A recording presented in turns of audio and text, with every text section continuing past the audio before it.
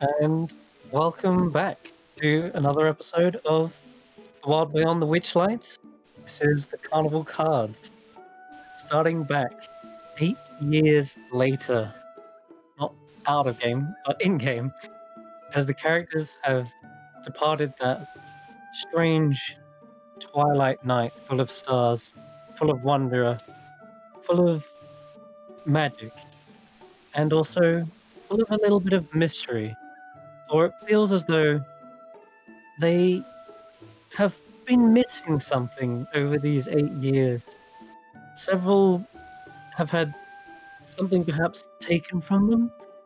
The last time they remember, it was within the carnival itself. There's been this ever-present longing to return and perhaps retrieve what was theirs. And that opportunity is now arriving. The window is opening. Perhaps soon, the first stars of night will twinkle above Chester's meadowed village, and we will see that same apricot sunset once again. And hopefully dragonflies will burr overhead, trailing the streamers, and those wondrous carriages. But before that happens, anticipation is high, and I want to zoom in on to one or two characters individually, just to see the sort of context and premise leading up to this. So let's see. Let's start with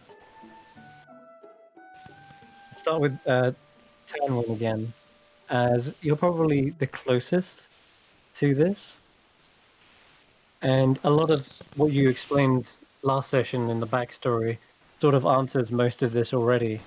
But what would be going through Tanwen's mind as the night approaches? Tanwen is she is determined to prove that she was not careless with her doll, that she wants it back.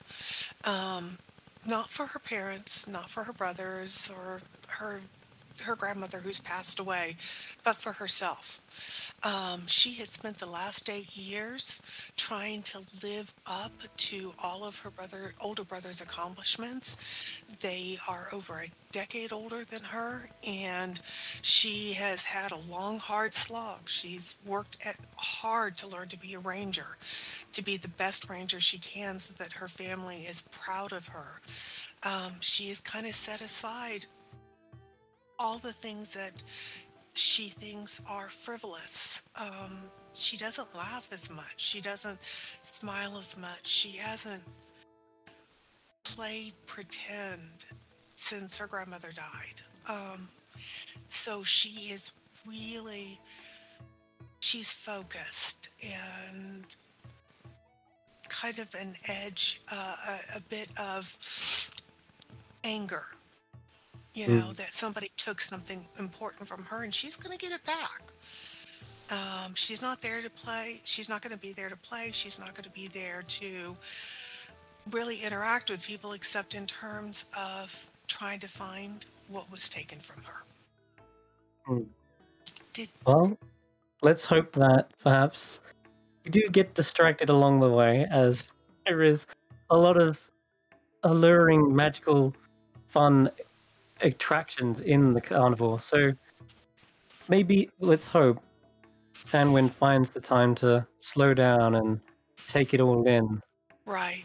Let's hope that she starts to find the magic in the world again, and the beauty, and maybe not be so serious about life right now at the age of 18, but realize that it's a journey, not a destination. So how long have you been away from your family, or have you been constantly in contact with them? Are you more independent now, or are you still much more community driven? I am very community driven. I've been in constant contact with my Yeah. parents, my brothers, their wives, my nieces and nephews. I, take my responsibilities very serious. We guard our part of the world and the people in it. And, sometimes we're the only thing standing between them and the monsters that can appear in the world around us. And so I very much believe in protecting all people who are good and decent and kind. I very much believe in trying to find compromises and trying to help whenever you can truly help. Mm. But I've become a very serious person. The 8 years of trying so hard to live up to other people's expectations, to set aside my childhood, really has made me a very serious person. Um, And would you just have? forgot. Sorry, go on. No, no. What was your question? I'm going to ask if you would tell your family, uh, Quaid and Jenna, whether you were actually heading back to the carnival, or are you trying to keep that a secret for now, close to your heart? No. Um, I would just, uh, I would just tell them I have business in the Mm, township. I don't know that they would actually understand why I wanted to get the doll back. But right. when I lost the doll and my grandmother and my home all within 6 months of each other, it really did Okay. change something fundamental about me. And I think there's a part of me that just wants that back. It's Yeah. it. My justification is it's mine. It shouldn't have been taken. I want this back. But I think there would have been a part of me that just wants to recapture just the magic and the memories of my childhood. It would So be let's a zoom little in bit of on sadness. Mm. that little cottage just by the edge of society in the forest surrounding Kester, and we'll zoom in on that cottage where we see the first flowers of spring are already budding. There are colors across the garden for once, where you're probably growing your own because you're living off the land. You're probably growing your own produce and crops, and you probably see Tanwen already gearing up, getting ready to go back, and you'd see perhaps they spot you. Perhaps Quaid sees you out of the window and opens up the door to the cottage and calls out to you. And says, Tanwen, where are you going with all that gear? We've already hunted for the day. I have some business I want to take care of. Something that's been on my mind for a long time. Um, and I need I need to finish something that's got started a long time ago. I'll be back. I'm not leaving for good. I know my responsibilities to the family and to our community and to our land, but there's something I need to finish, and I'll tell you about it Yes. when I get back. Tanwen, why is there always an air of finality to you? I'm sure it's nothing that serious. Whatever it is, just be back It's it's before dinner. it's serious to me. I can't promise I'll be back before dinner, but I will be back. All right. And Well, besides, I'm a grown woman now. You don't have to worry about me. I'm not one of your children. I'm your younger sister, not a baby anymore. speaking of, you see another elder female elf kind of appear at the door and putting their hand on Quaid's shoulder. It is Jenna, they've been happily married in the cottage for some time now, and she kind of like peers around the corner and says, "You know what? I think Tanwin's actually right. Let her get on with whatever it is she's got to do. And if she is late for dinner, then that's fine. That's more for us." Thank you, Jenna. I appreciate your support in this. So There's almost a little bit of an air of sarcasm to her, though. You notice? No, I'm not still bitter about Jenna taking over the cottage and changing Exactly. everything about my grandmother that my grandmother had set up. No. Yeah. And you're seeing almost, she's almost encouraging you to go and leave, maybe Yeah. just so that they've got some space to themselves. And Mm. yeah, you see her pulling on Quaid's shoulder, and he says, "Okay, well, just be careful, okay, Tanwen. You know what those city folk are like. Keep an I eye on will. your own pockets." Y'all take care, and I'll see you soon. All right. And I'm just gonna, you know what, roll. You haven't lied, or well, you have lied. I'm just gonna ask for a deception check, just to see how well this sticks in the conversation, how convincing it really is, Okay. whether there's an inkling of an ulterior motive. I'm gonna roll an insight check for Quaid as well. All Who right. rolls just a below average. He doesn't seem to notice anything out of the ordinary, but it has been 8 years as well since that night, so it's a long distant memory. He's forgotten all about it. He has no idea about the carnival and all that. He just thought you made up that story, so he's not really seeing through it. And as you see, Tanwin set off down the little path, past the wooden gates surrounding the little plot.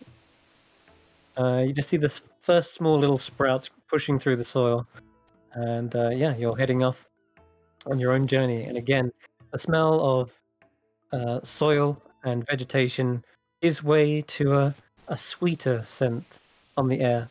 Perhaps smells like perhaps honey. And you know, being spring, perhaps there are lots of bees buzzing around and pollinating. But yeah, there's just the scent, faintest scent of honey in the air that you can smell as you go down that path. The brisk breeze hits you, and it's delicious. You almost get a hankering for some sort of dessert or pie, maybe. And then that's when you remember the desserts the pies and the cupcakes that you scoffed down at the carnival. And memories begin to fade in one by one, returning to you like just like the first blooms of this spring. And okay, we'll zoom out of the little forest there and zoom in on. Who's next? Let's zoom in on. Let's go with Xaxx. I want to go with Xaxx. Okay, change up the music. So, Xaxx, for you, this is possibly the night before the carnival arrives. And it's a colder night, but it always feels cold around the shrine. It's just this air of chill and peace. But as you're meditating, perhaps, or communing with the nearby moonstones that are kind of lodged out of the ground. Here we go, some art for you. You sense there's almost a tune being played between them, one that's building up, but it's got this air of nostalgia about it. It seems to chime one to another, bouncing around from moonstone to moonstone, just like the ideas and memories begin to bounce. As they bounce, they trigger memories of the carnival.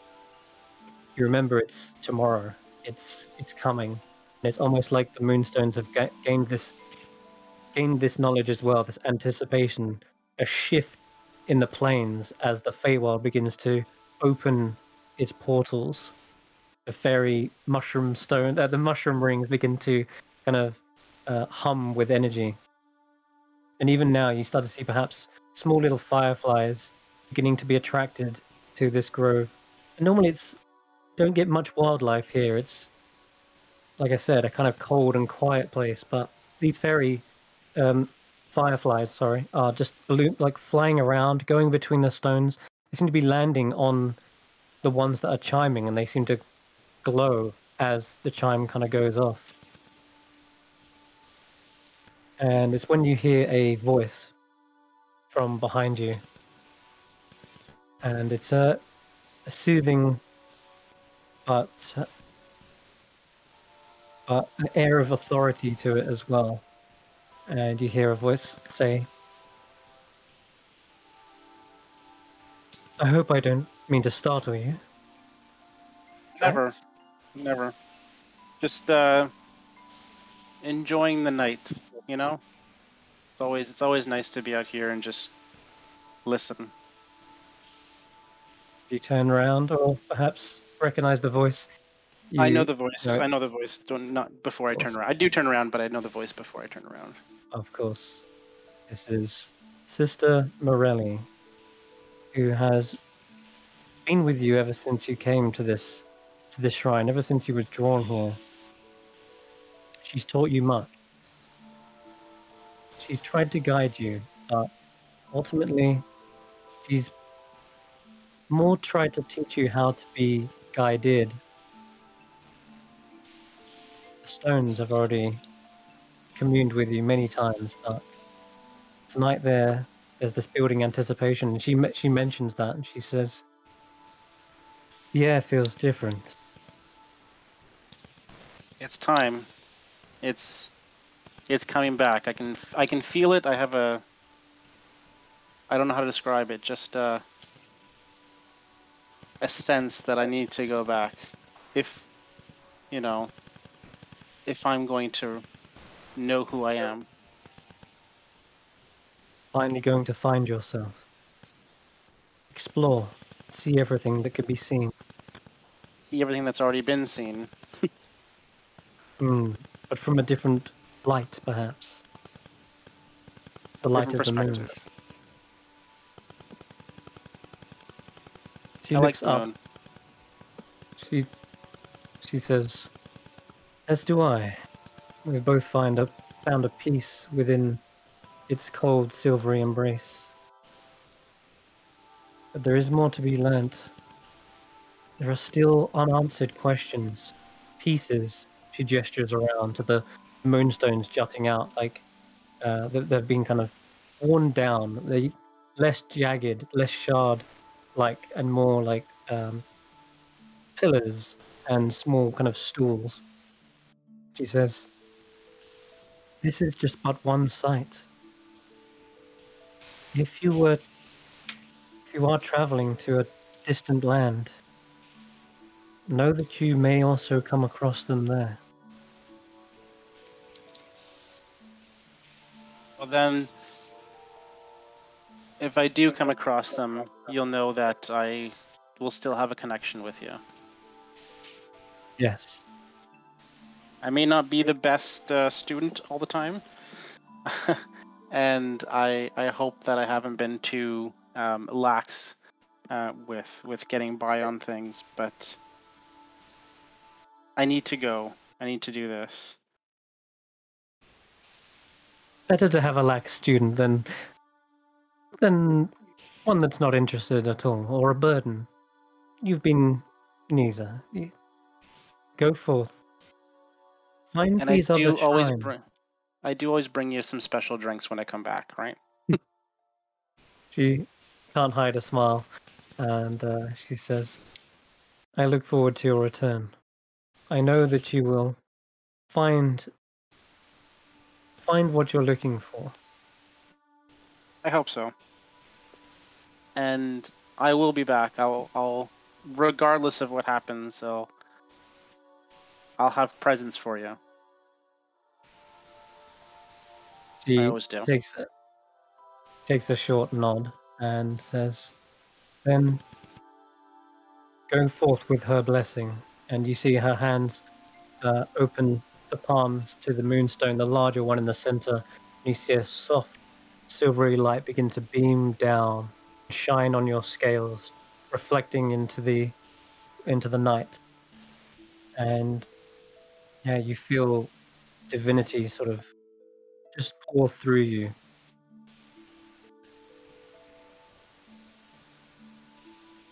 I take this? Is this for me? Sorry, I'm. Says, yes. Is this a gift? Oh, thank you. you. Go with her blessing, and I know that when you do find the other shrines, you will almost become like tether, connecting those that are lost to the ones that have been found, much like your memories will connect one by one. Maybe we'll be able to figure some more about what all this is too. There's so much we don't know. Even you don't know, although you don't always admit it. I am still a student as well, it seems. I will be making my own search, and hopefully we will commune through the stones. Or maybe we'll end up at the same place. That would be cool. I've never seen them, well, tap into some conjuration magic, but like we said, there are still unanswered questions. For now, though. Say never. All right. So with that, she takes one more bow towards you, and in the same vein towards the stones, and she faces herself away from you, but still nearby and still staring up at the night sky. And you see a couple of more fireflies beginning to gather around you now that you've kind of got this charged to divinity about you. You see more and more fireflies coming to you like a magnet, landing on your horns, on your scales. You become like a little nightlight for them. They're attracted to you. And, this is so cool. Look! I'm like a beacon of awesome. This is awesome. This is great. And I'm just gonna sort of begin to walk away from everything, holding my hands out like I'm like a perch for them to land on, and just sort of smiling. Beautiful. I love that. That little image, I think, is a nice little place to end on. And maybe you don't get much sleep because you've just been playing with these fireflies all night. No, it's the night. I don't want to sleep. I'll sleep in the day. Exactly. When night descends, that is when you are most active. It's when you can hear the chimes and the tunes of these moonstones. So we will zoom away from that and away from the cold night air. And I think I want to keep the others as...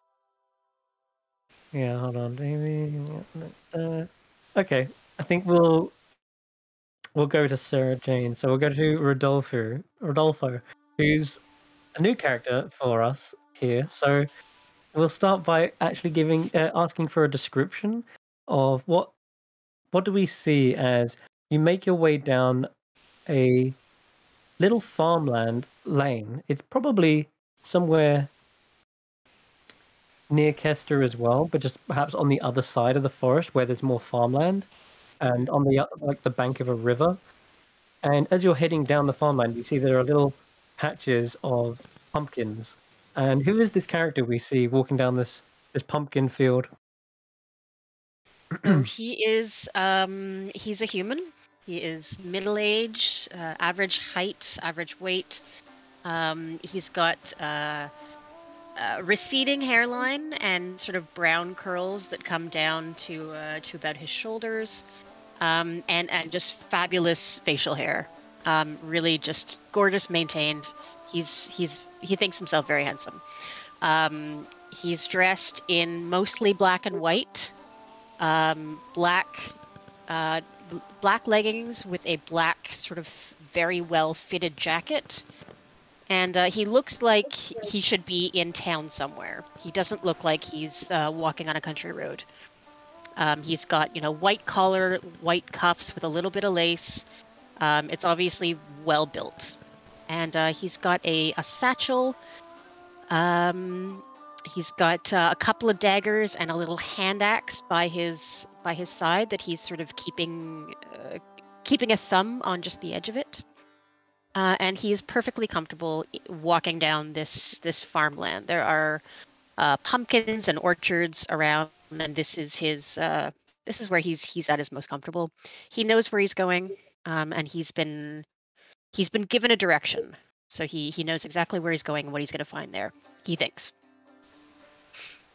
Okay. Yeah. So, Rodolfo, Mhm. you have been summoned to the abode of a human warlock named Madrick Rosloff. He lives on a giant pumpkin farm, sharing his rustic farmhouse space with rodents and pixies. His adventuring days are long behind him, and he looks quite old and frail. Nevertheless, he is delighted to make your acquaintance.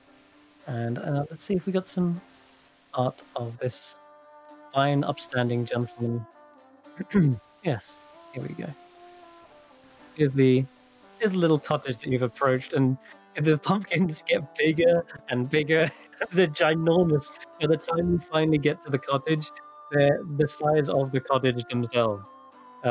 You have no idea how he's growing them this large. You assume magic, and you can see fairies probably jumping from one to another, perhaps helping grow the farm and tend to it. But as the little door opens up, it's almost like he already knows you're coming. Perhaps a little fairy tipped him off, and he's actually standing there with a little cane between his hands, steadying himself as he kind of hunches and leans forward there. And he's got a smile that stretches across his wrinkly face as you approach him.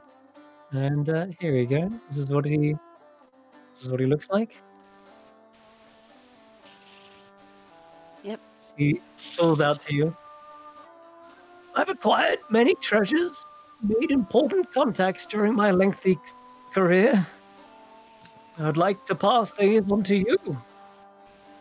All those I possess, and the favors I am owed to you. And as you get about 5 feet from him, he says, "Come in, come in." Yeah. And he's pumpkin pie. It is most agreeable. I am very happy to make your acquaintance, Mr. Rosoff. It is a true delight. How did you get this pumpkin so big? Is this is magic? Yes. I have. Of course, yes. Zybilna has gifted me many magics and powers, ones that are visible right here. This is very excellent. My patron is not interested in the agricultural arts, but we have done okay with some dragon manure. If you have tried this, is wonderful. But this, fantastic. Oh, he kind of sits down and steadies himself with his cane, and you do notice around the shelves there are little lock boxes with magical glowing locks. There are scroll cases. There is a stand, like a target dummy stand, and on that you can see some sort of a magical enchanted robe with runes running down the seams, and there's just all sorts of magical items and trinkets and doodads. And he notices you're eyeing them up. He says, "In exchange for what your eyes lay on now, I ask that you travel to Prismere. It is a domain residing within the Feywild. I ask you to find out what fate has befallen the Archfey that rules it. This Archfey, of course, as you've come to know, Zybilna, my patron, my inspiration, and the source of my power. I've been unable to contact her for the better part of a year now. I fear something has gone terribly wrong. My adventuring days are way past me." Tries to get comfortable in his chair. "But Zybilna's been good to me, and I would like to know she's well before I take my leave." This is a very loyal endeavor. Of course, I am happy to help. In exchange for, we have already discussed the business arrangements. Tell me, Do you know why she has gone? I have not heard from her. Otherwise, I would ask her myself. Not even my little fairies have got a whisper. But I think I have some ideas. I can only theorize. But I know that there is a way to get to Prismere. I believe Shade Crossing, if you will, resides within the Witchlight Carnival. It's a traveling extravaganza. And every 8 years it visits our world. I think it's recently returned. It's only about 3 days. Oh, well, actually, for me it would be. For you, you'll probably make it there in a day and a half. But I'm asking you to go there because this carnival might just pack up and leave within a week or two. And it contains your only route to Prismere. How will I recognize your patron when I find her? So he says, you will know her. You will remember her. You've met her before, and she would remember you. And Have I'd I? like you to roll a D fate. What is that a D100? It's a D8. D fate. Sorry. Yep. Sorry. 7. Okay. And this is a strange sensation, but Madrick, there's a little glint in his eye. And you see just the smallest little tattoo on his forehead sort of begin to glow. And as he does, as this happens, you begin to feel a memory coming to the forefront of your mind. He's definitely not casting some sort of like spell to control you or manipulate you. He's actually just sort of helping you remember something. And we're going to add a little detail into your backstory that actually connects you roughly to Sibilna. And you remember as this little glint in his eye appeared, a cold sensation suddenly floods your body and you feel drenched. You remember you fell into an icy pond as a child and you probably would have died had a woman matching Zybilna's description not fished you out of the cold water and wrapped you in a blanket, of nursing you back to health and making sure you got back to your family. And it's just a little snippet in your childhood memories, but it's there and it's real. You remember it even now, and you sort of get a flashing image of Zybilna, probably just like from the shoulders down, because your hair were like so drenched it kind of covered the top half of your vision, and kind of sent this warm matron-like sort of emotion from her, like she wanted to protect you, make sure you were safe. She's almost like a fairy godmother in that kind of sense. Okay. And you see his little Oh, wrinkled this smile is- begin to stretch. this- See, How did you Bilna know was this? looking for you. I've heard all the little secrets about Zybilna. And you see the little fairy kind of flutting around and jumping from shelf to shelf. She is a fierce protector of children. She makes sure that none come to harm. And you would do well to remember this in Prismere as well. It's one of their many sort of rules, or so to speak. All the fairies or just your patron? Sorry, we got what? Is this all the fairies who are protective? Or just Sibilna? No, you're just looking for just Sibilna. Yes. I'm sure fairies will help you along the way. Was that what you were asking? Sorry. Asking if all the fairies are protective of children.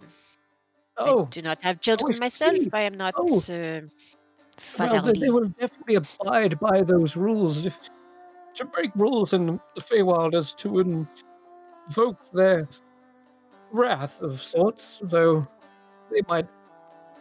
The term wrath might vary from individual to individual. Curses, tricks, and pranks and the likes. But yes. Do you have any other questions? Will you forgive me for bringing up such a crude thing so early? Will there be any financial reward for this little errand, or is this merely an exchange of items? I'm Well, happy if to make you, business arrangements. Just one likes to know the terms of the contract. he says, well, you have your pick of the trinkets before you, but if you wish for monetary value, I am afraid to say that most of my earnings have been in acquiring such things, and I have no need for money, not at this old age, and I'm very well cared for in terms of food and shelter. However, should you wish for money, then by all means sell these prized artifacts and magical items. They will fetch for a price that, whew, I assure you, that not even the highest bidder would be able to afford, perhaps. But No, there I are will not. at least I will not insist. This is merely something to clear up. Yes, I know I have very little experience of the Fae, but I believe these items are more than compensation enough. And certainly, if there is anything I can do for you after this errand, well, we are acquaintances now. yes, yes. The feeling is mutual. Your that reminds me, actually, there is an auction of sorts that is held within Kester every time, from time to time, where they do auction off these magical items. They can't be sold in just every other shop, but there are high rollers in Kester. I assure you, the height of nobility will be there. If you wish for money, then I assure you that you'll be able to sell them on that auction. They had a Oh, folding boat once; it was quite good. it's very exciting. No, I wish for prosperity for my farm, for myself. Money is a means to an end, but that is all. What may I take with me on this errand? You have something to offer to smooth I- the way? I can offer you information that Prismere, for example, is a Yes. domain of delight. It's sort of like a subplane within the Feywild, and it is ruled by the Archfey Zybilna. She dwells within a place known as the Palace of Heart's Desire. It's a magnificent structure in the heart of the domain. And he kind of gets up and he begins to lift up the staff into the air, and he starts to create this image just very slowly, sort of painting it into existence. And it may take a second or two for him to do this, but you start to see some sort of a beautiful tower that just stretches out into this everlasting twilight sky, and you see a series of bridges all connecting to this structure. Let me see if we got this art for you. Oh yeah, this is good. This looks something like this. Cool. And Looks yes, pointy. it does. And it looks like he's exaggerating the features every time. He like with a quick flick and swish of his staff, he makes the tower sort of stretch upwards. You see lightning crack in the distance, and you suddenly see a flock of birds flying overhead over this beautiful city by the looks. And he's like, I may mix some of the details. such a fantastical place. I remember it only in flashes of inspiration. It is wonderful. I am sure I will be delighted to see them. And this is the palace where the Bilna usually Heart's desire. Yes, Heart's Bilna's palace. I would probably head there first if you was looking for her. And let me think. Yes, she presents herself. When she presents herself to mortals, she usually assumes the form of a statuesque woman with long white hair, and you see that image again in your head when she was pulling you out of the water. And make a perception check as well. Perception. Mhm. It is. Oh, I'm a +0. Yeah.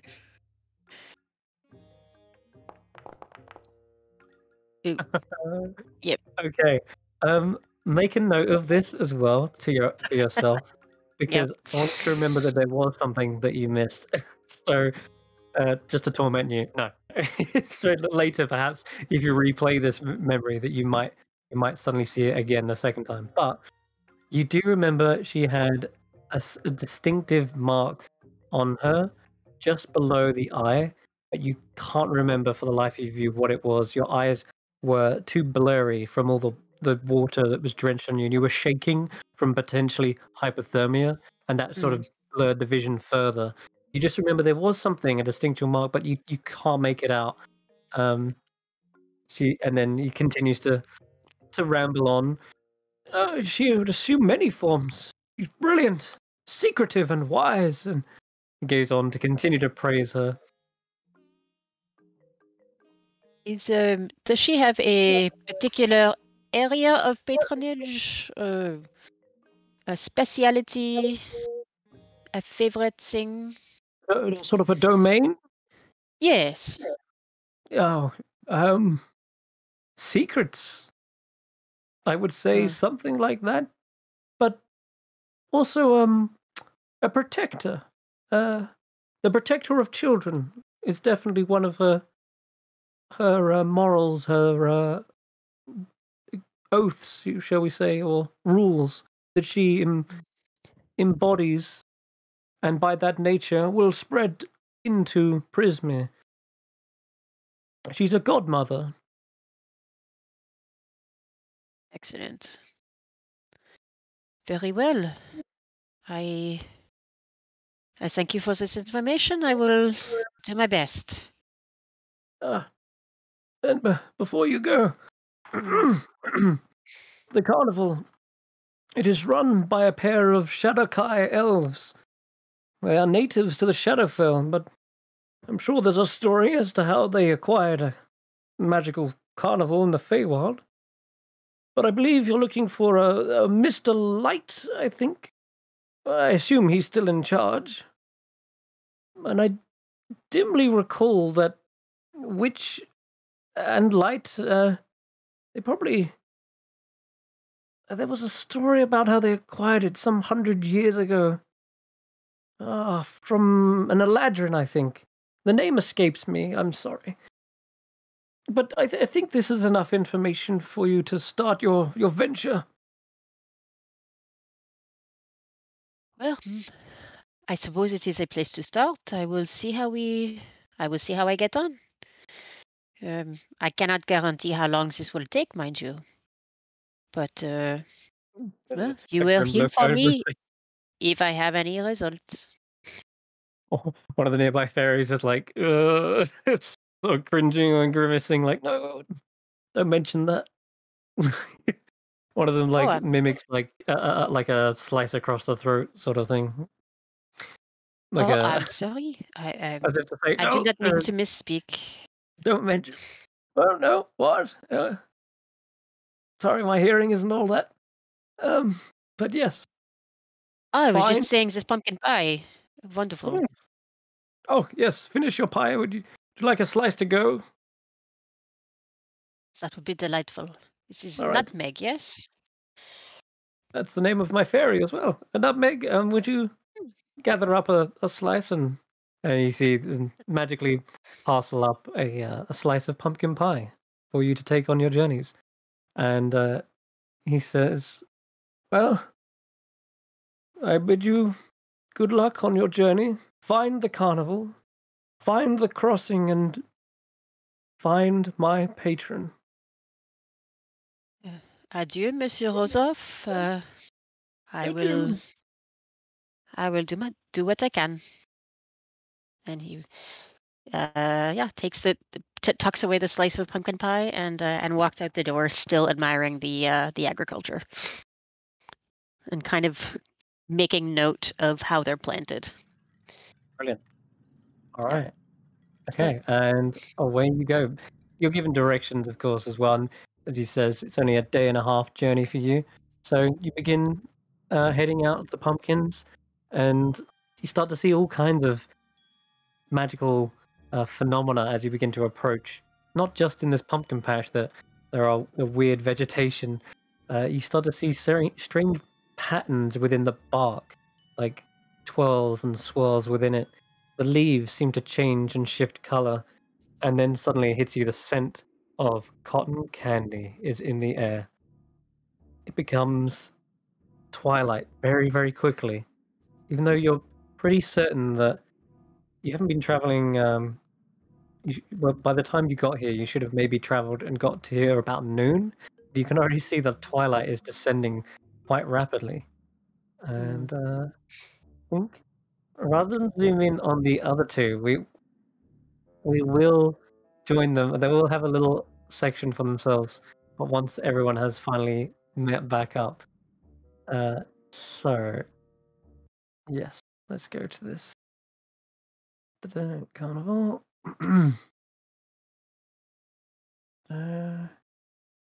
All right, take you to the map you were on before. I think it's this one. Yes.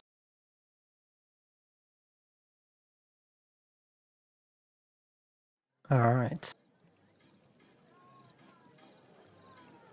Okay, so finally, Rodolfo, you make your way down the meadow dirt track, and following the scent of this cotton candy and the lights in the distance that begin to flare up as the setting sun hides behind the hills.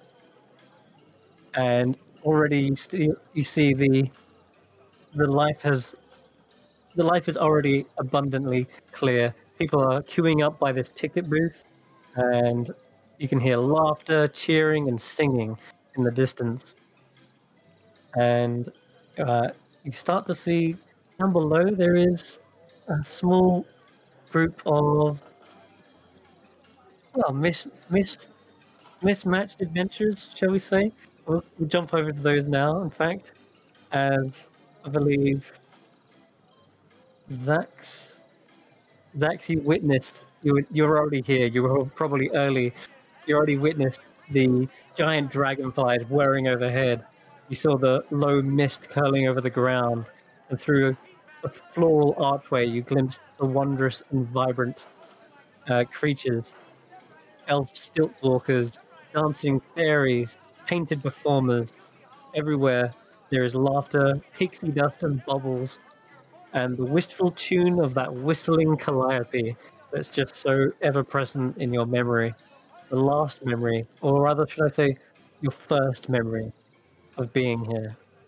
And the same for you, Tanwen, as you're walking along, almost sort of like hypnotized, walking towards the lights like a moth to the flame, is when you probably both bump into each other just by like happenstance, because you're all going to queue up eventually, right?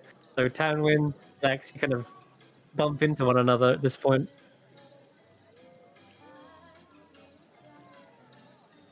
And I guess at this point also, Nox would start to see the two individuals sticking out like sore thumbs. Xaxx? Yeah. I'm sorry, Xaxx? Is that you, Xaxx? Xaxx? I'm Tanwen. I don't know if you remember me or not. Tanwen. Oh, you've grown. You've changed a little bit. I know it's been a few years. You've done that. Hello, hi, We do that. Tanwen. How are you doing? Yeah, one thing I We noticed we is that grow up. Xaxx. One thing I noticed about Xaxx is that he looks exactly the same as you last saw him. Like Yeah, it's actually, he hasn't sorry, go grown, on. he hasn't aged, anything like that.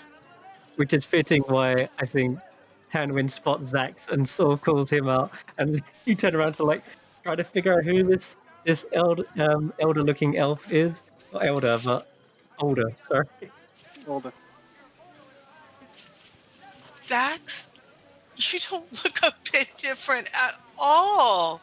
Yeah, it's like, I've yeah, yeah, same shirt. did you drink a youth potion? Not that I know of, but it's very possible. I just yeah, no. I maybe I was already full grown, as they say. Oh wow, it is so good to see you again. What have you been doing in the last 8 years? How have you been? Where have you been? Well, I basically my plan was to try all the interesting things that there could have been, and wait for the carnival to come back, because I think there's some unfinished business here. But yeah, try everything I can, eat everything I can. Yeah, if it looked interesting or looked tasty or there was something unique about it, it was a lot of. I have to admit, it was a lot of fun. That's amazing. Well, do you mind walking with me towards the carnival? No, I'd love to sure, learn yeah. more. If I can Please, keep up, your legs have gotten bigger since the last time, or longer, I'm I should sorry. say. Sorry. If I start walking too fast, just tell me. There's something here I want to do. I want to get some Pardon, of those pardon me cupcakes. for intruding. Is this the Witchlight Carnival that I am seeing here? It is. Hi. Were you with us last time? Oh my God, Tarquin. Is that you, Tarquin? This is what you Uh, look like when you grow up? no, No, I not. think you have mistaken me for someone else. I believe this Oh, is my first time here.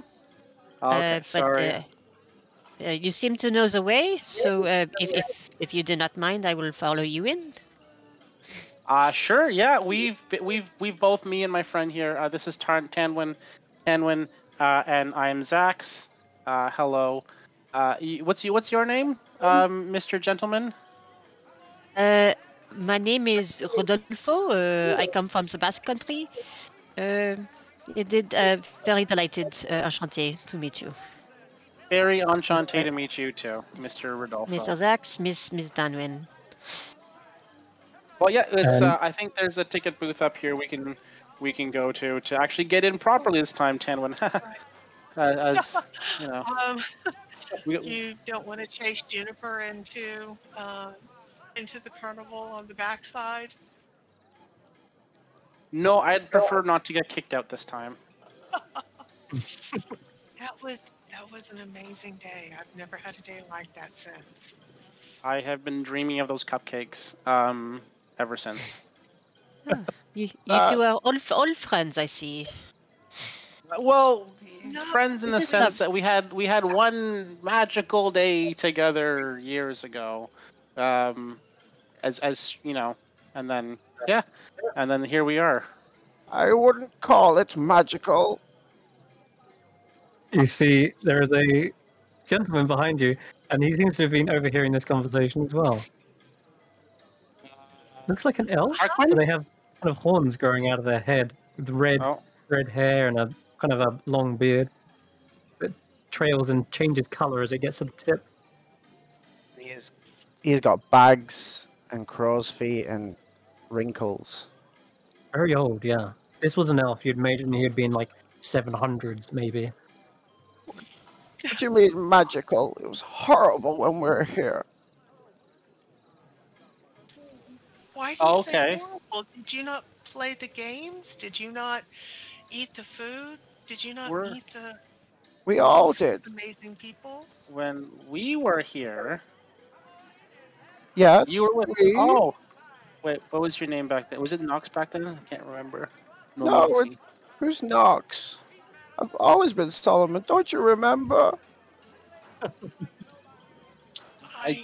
I'm drawing a blank. so Tanwen, are you? sorry.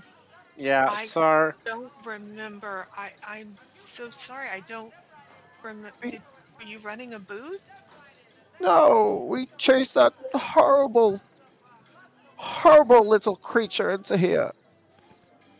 And then we were forced to eat cupcakes over and over by those terrible fairies.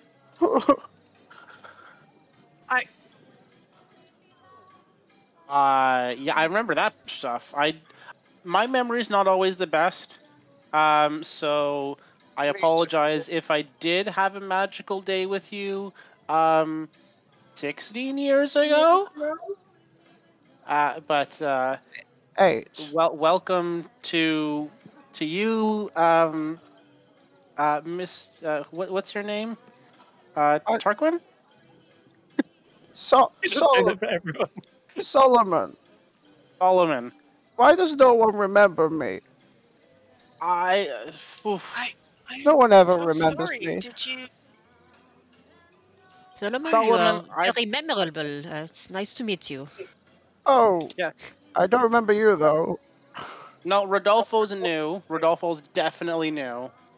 Oh, He doesn't know about the cupcakes yet, but he will. Trust me. those horrible cupcakes, and all they gave me was a cupcake that makes me invisible. I'm already invisible to everyone. Jeez. Uh, Oh man. By the way, I you all feel cold around him, and you probably feel like dew gathering on your hair. Ooh, nice. I don't have any hair. You don't even no. Oh, your You definitely haunted. feel like cool. Mm. Oh, And I'm even sorry, Solomon. I like the cupcakes. I love juniper. I've always wanted an owlbear cup, but they seem to be a lot of work. well, Are maybe you? Solomon. Maybe you don't do the cupcake challenge this time. Yeah. Hmm. Well, we didn't have a choice, did we? They, I uh, thought we they did. forced us over and over to eat them until the No. last one survived. No. Survived. You know, from throwing up. Oh yeah, you can die doing this stuff. By the way, Rodolfo. Just so you know. Ah. Um. Well, this is a good warning. I'm sorry, Monsieur Solomon, you have not had such a good time. I am not much of one for games, but perhaps I will be careful. But pastries I enjoy. At least someone does. Uh, do, can I offer you my arm? Do you need help to walk? Oh no, I got my staff Of course. and my legs. Oh, a mere courtesy. But please, if you have need, we are gentlemen together. Yeah, he just sort of stretches and cracks his back and his knees, and just continues to walk on. Doesn't seem like he needs the help of his staff, but he's got it. All right. and you notice as he walks under a nearby tree, this tree over here, in fact, you notice that a couple of the leaves fall from its branches and just sort of sway and gently fall to the ground. And you guys walking slightly behind him, you feel the crunch of the leaves underneath your feet as you go. And you're pretty sure it was spring. You're pretty sure it was spring as I described it today and this morning. Yeah, Um, they probably match the armor that he's wearing is just made of like those leaves, those crunchy autumn leaves. Excellent. And just as you crest the hill over the little river that surrounds, I'm pretty sure there wasn't a river here before. Maybe there was. Either way, there's now this bank that, like a little moat that separates the carnival from the rest of the world. And an explosion of color before you, as little fireworks go off. You see In fact, let's see what. Let's roll a little d8 and see what you find from the distance. Just changing. 7. So you see giant singing flowers burst from the ground and serenade passerbys. So effectively, as you're going over the bridge, these little flowers pop up, and they're like, "Welcome to the Witchlight Carnival." And then the ones next to Sullivan suddenly wither, and they're like, "Welcome to the carnival." Excuse me, sorry. Something stuck in my stem. The flowers around you, Solomon, are like crippled, like, oh, good gracious. And they close their petals. And as this is happening, there's a familiar face way at the line, right at the front. Someone's That's been gotta be waiting for you. Have it, Julian. All right, it is Tarquin. You see your friends have gathered. Xaxx and Tanwen are the most recognizable, but you've no idea who these other two are with them.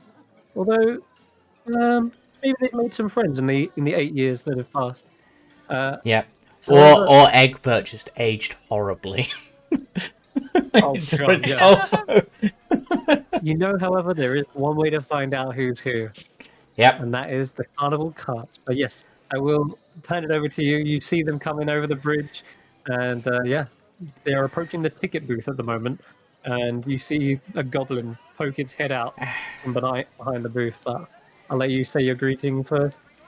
Well, it took you bloody long enough. I've been waiting. I thought you said you were coming back. I began to lose hope, honestly.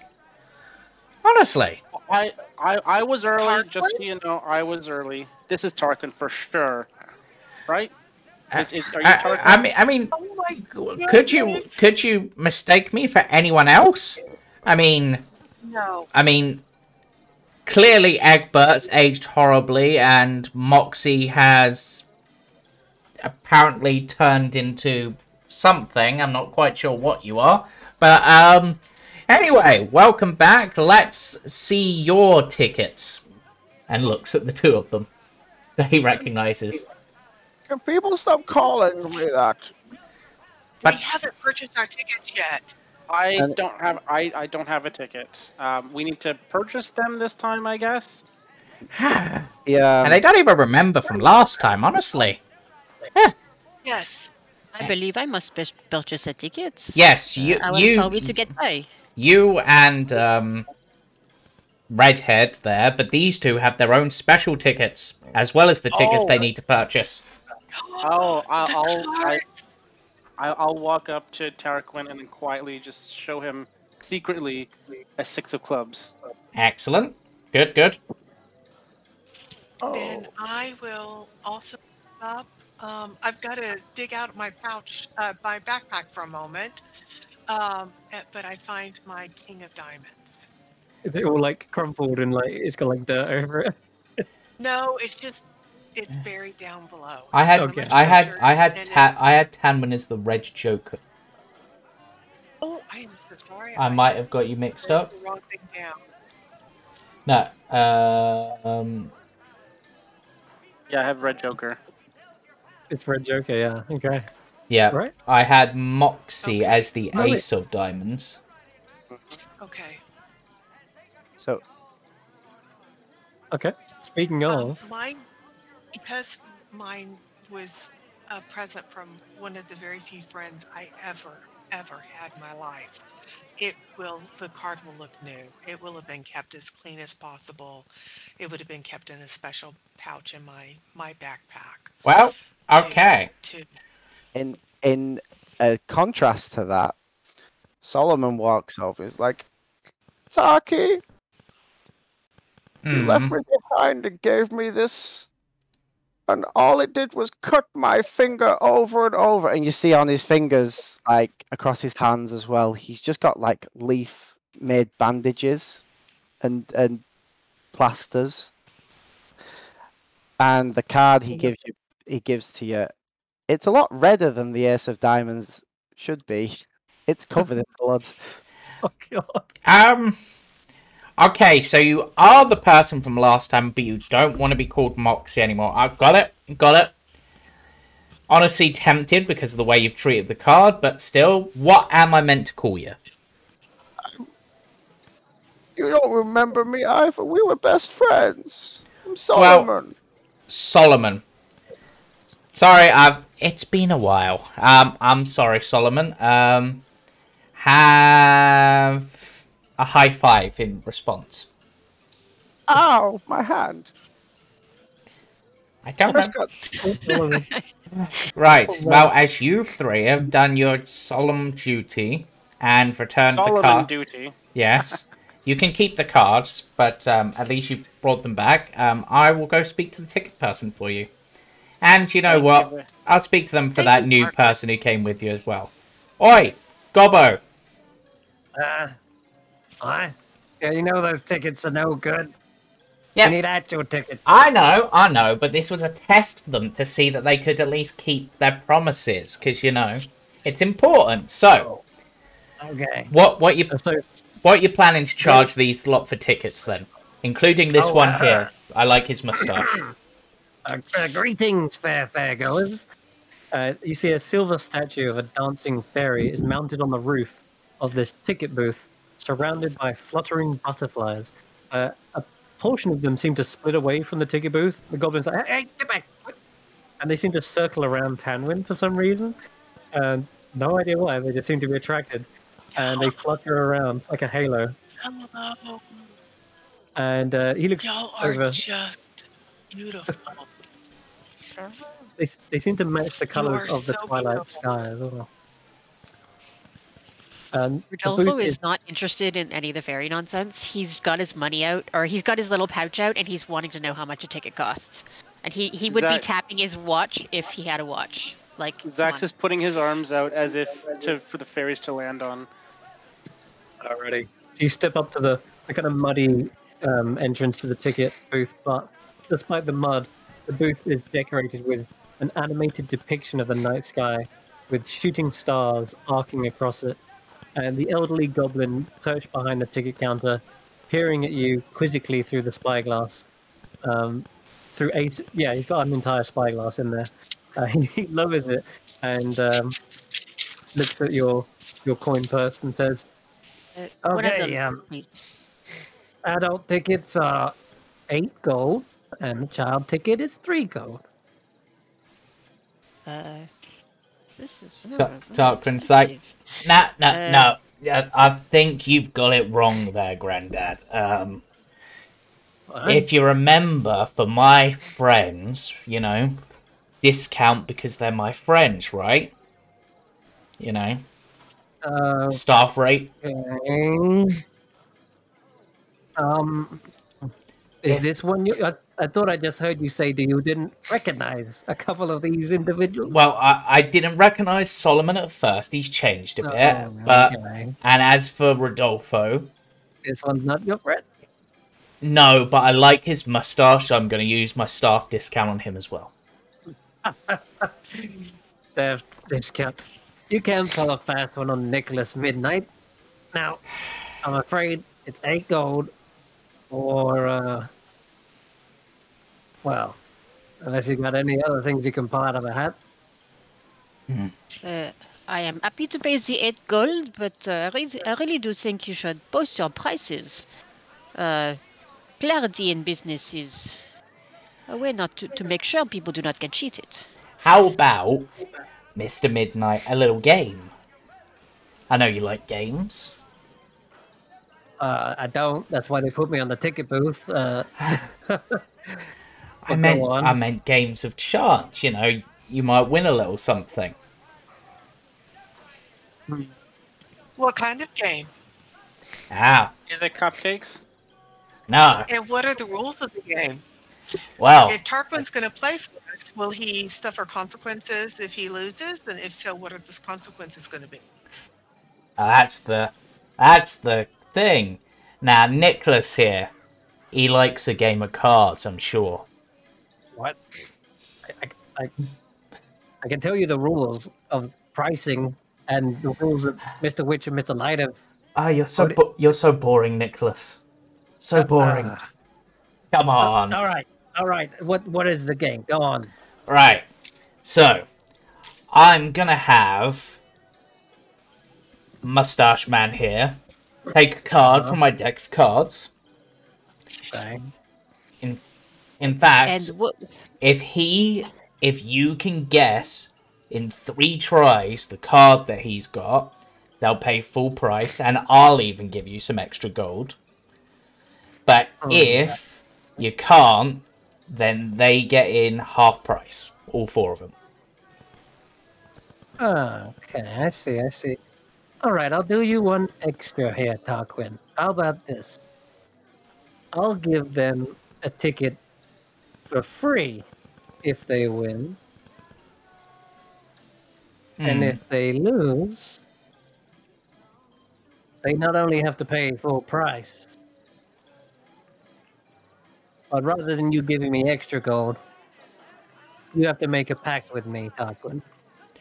Oh, what sort of pact we talking? Good to know the details, you know? There's a wide array, but just a little thing that is affecting just you, and it'll probably help you, you know. These packs are Fey pack, and you see him thumbing between his fingers a hagstone, which is a kind of a smooth pebble with a hole perfectly drilled through the middle, but it's definitely not drilled. It looks like a natural looking hole. It's kind of worn away, maybe through a river. Well, And if it's Fae that we must play with today, then I shall trust my fate. So let's play, mate. Oh, okay, all right, let's go. So, Wait, 1 second, Mr. Nicholas. Care for a side wager here? Just what's that? Completely separate from the game. Just 5 gold. You versus me. Winner take all. If we win, you give me 5 gold. If you win, I'll just give you 5 gold. Just a little side wager. What's the way? What are we betting on? On who's gonna win this card game? If you win, or if we win. So I can win 5 gold if I guess a winner. Okay. You know, I'm not feeling particularly lucky, and you guys, there's something about you. I don't know. Maybe it's those damn butterflies that are kind of all flown around. But I'm actually going to bet that you will win. Ah, okay. So it means I have to bet that. Okay. I'll bet that you will win. You will win. I got it. Okay, good. Let's do this. Why are you betting against us? It's just for fun. Right. Yeah. Okay. Rodolfo. 5 gold that Nicholas wins. Let's do this. Rodolfo, by the power of your mustache, pick a card, any card. We are going, so all this trouble. There are games inside also. I know, but it's a bit of fun and it saves you some money. I bet you need plenty of money to keep that mustache nice and prim. Actually, it is an ingenious combination of oils and essential vitamins. Yeah. Oh. I don't know what 1D52 is. That's probably the... You're going to put a / roll before that? Or a / there is a... Oh, there is a deck of cards, isn't there? Yeah. Where is that? So rollable tables? It's in the decks below that. Decks. Playing cards. There we go. How do I roll? There should be something right at the bottom of it for you to roll on. Yeah, it's not showing up for me. Actually, so not at the bottom of the cards, but at the bottom of the window. Does that make sense? Because there's a little table in there that's got all the cards, and then there should be at the very bottom of the window. Should be update, reset, and roll. Would you like me to roll it? In fact, do you want me to reset this now? Because you've got the 2 cards back in there. No, I let them keep those cards, so... Okay, alright then. So this is a deck of cards which has those out of it. But, the bottom of the window isn't popping up on my foundry for some reason. But Nicholas can you roll? I'll roll it. If Tarquin can roll for me, that would be great. I'm not seeing it either. Okay, that's alright. No one can see it unless you open it yourself. So 2 of diamonds. So Nicholas can't see this card, of course. Yep. So Tarquin, you see Rodolfo draws the card from the deck. Okay, now what? Now I pick a card, or No, now you have to try in 3 guesses to guess what card he picked. okay? How about instead of 3 guesses, I ask 3 questions and then make a guess? Sure, why not? Okay, what suit is it? Oh, no, that's a bit too much. We'll make it yes or no questions. Oh, okay. Is it red? What card is it again? It's the Two of diamonds. diamonds. 2 diamonds. Yes. Okay.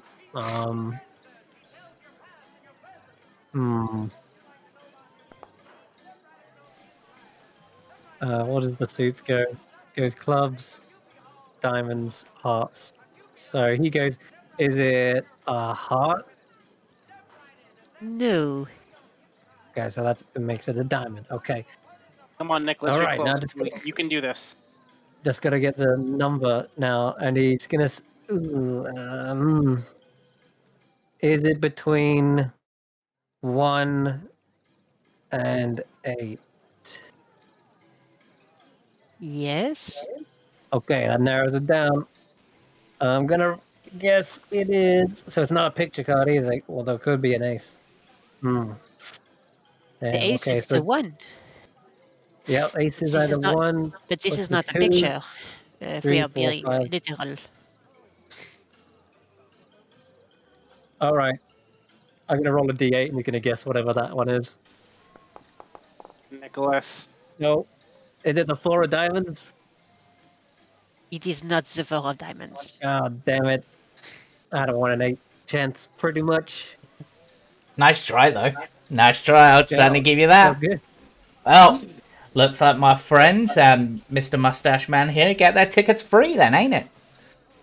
Mr. Mustache, you may have a ticket. Here you go. This is good for 8 attractions. After that, after the 8 attractions have been punched, it's pretty much a simple keepsake after that. If you wish to purchase more, come back to here, and we can give you a new ticket. Okay? Thank you very much. And also to you, I'm sorry, I don't believe I have your name. His name's Nicholas. Nicholas. This fellow to whom I owe my ticket. Name's Rabbit? Tarquin the Terrific. I work here. Some Mr. people like to Tarquin? call me Tarkles because I sparkle, but you know. I love your accent, by the way. You may call me Rodolfo. I am not Monsieur Mustache. This is my first time here. Very pleased to make your acquaintance. Well, we'll make it a good one. We'll make it a good one.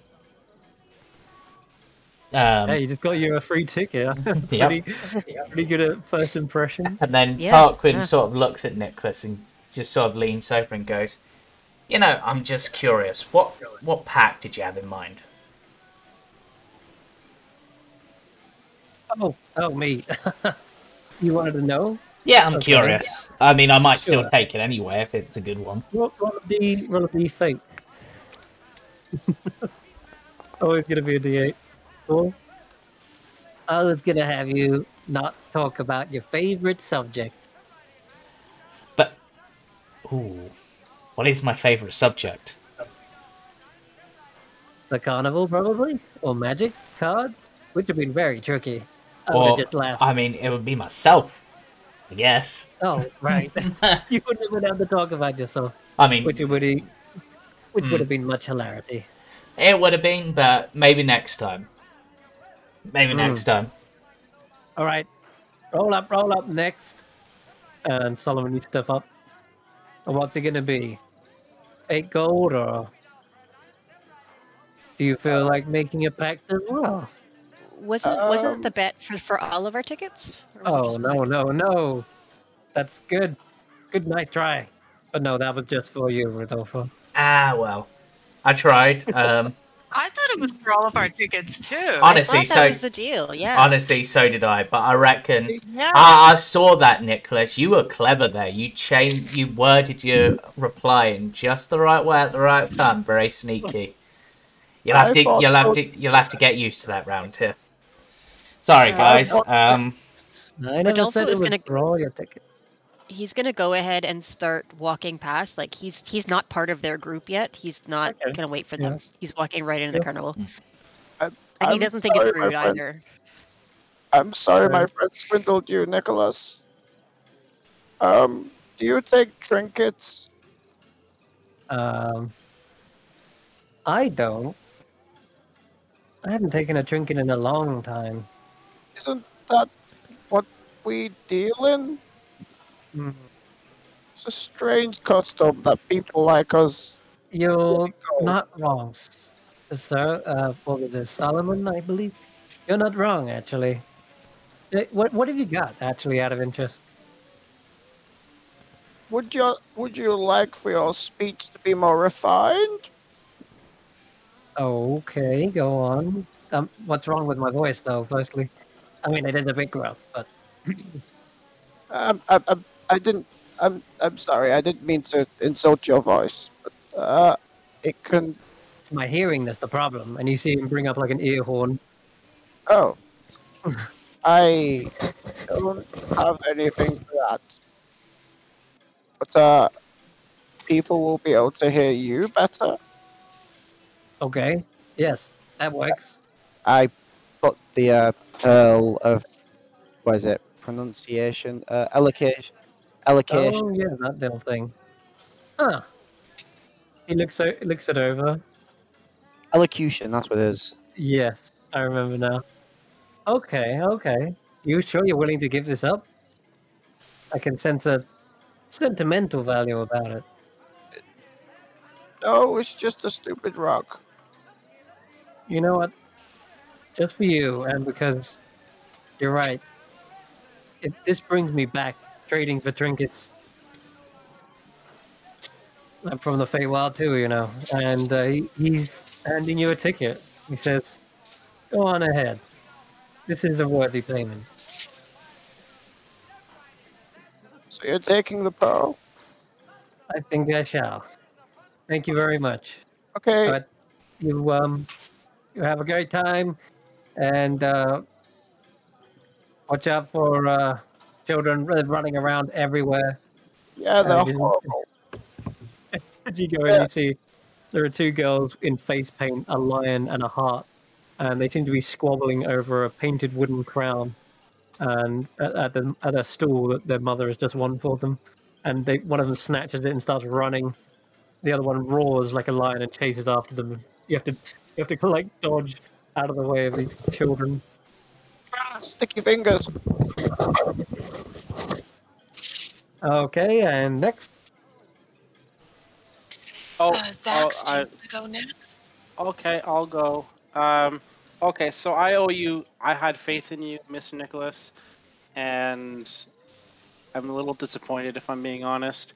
But here's your 5 gold, Thank you very much. A deal is a deal. and then Well, here's you'd 3 make- gold for a 1 child ticket. Sorry, but you most definitely don't look childlike. How old are you? What? You've got armor. You've got armaments, and you've got a piercing. Look.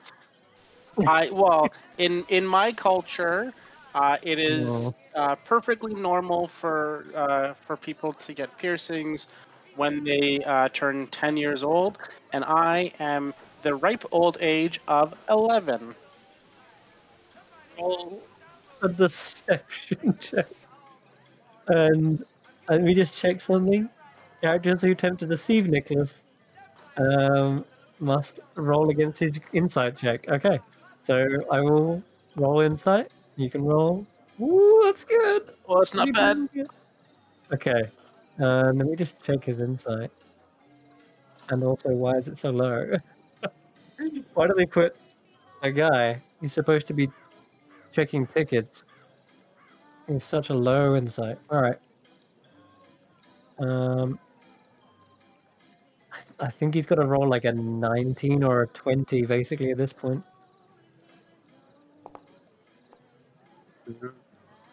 He That's says, negative insight. He's the that's what ticket I'm person. that's what I'm confused about. Wow. Okay. He says he's sort of scratching his head. And he's like, I'm not gonna pretend to know about your racial culture. What even are what are you?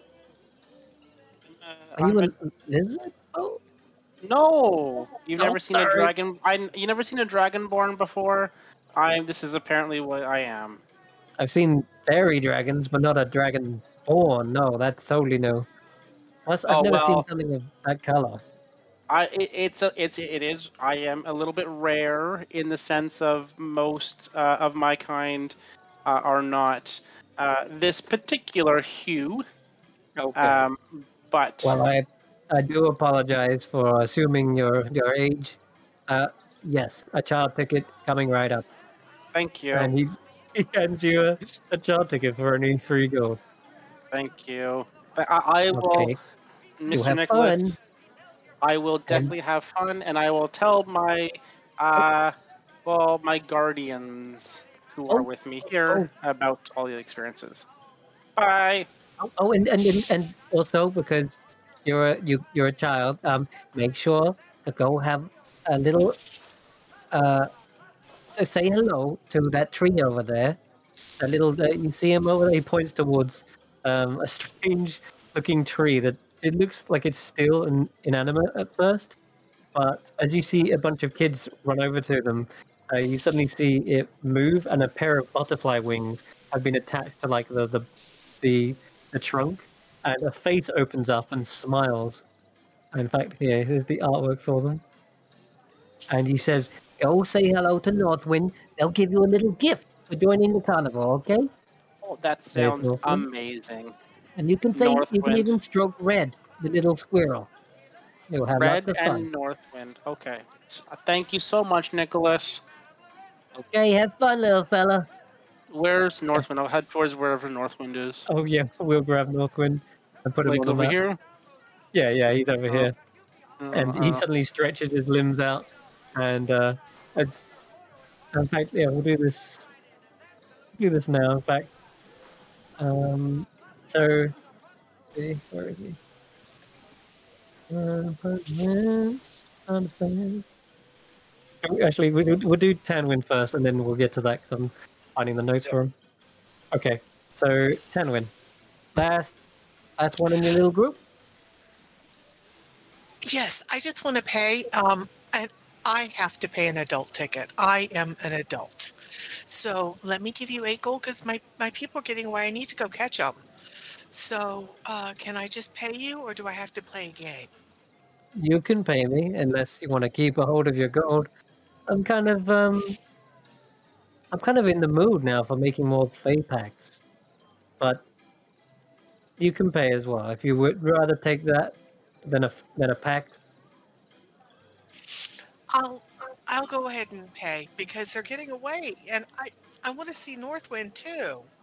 Well, I can only hope then the attractions are so much fun that you want to do them all and you have to come back and buy more. So that's a possibility. All right, Fair enough. you have yourself a Sim, fun, fantastical time.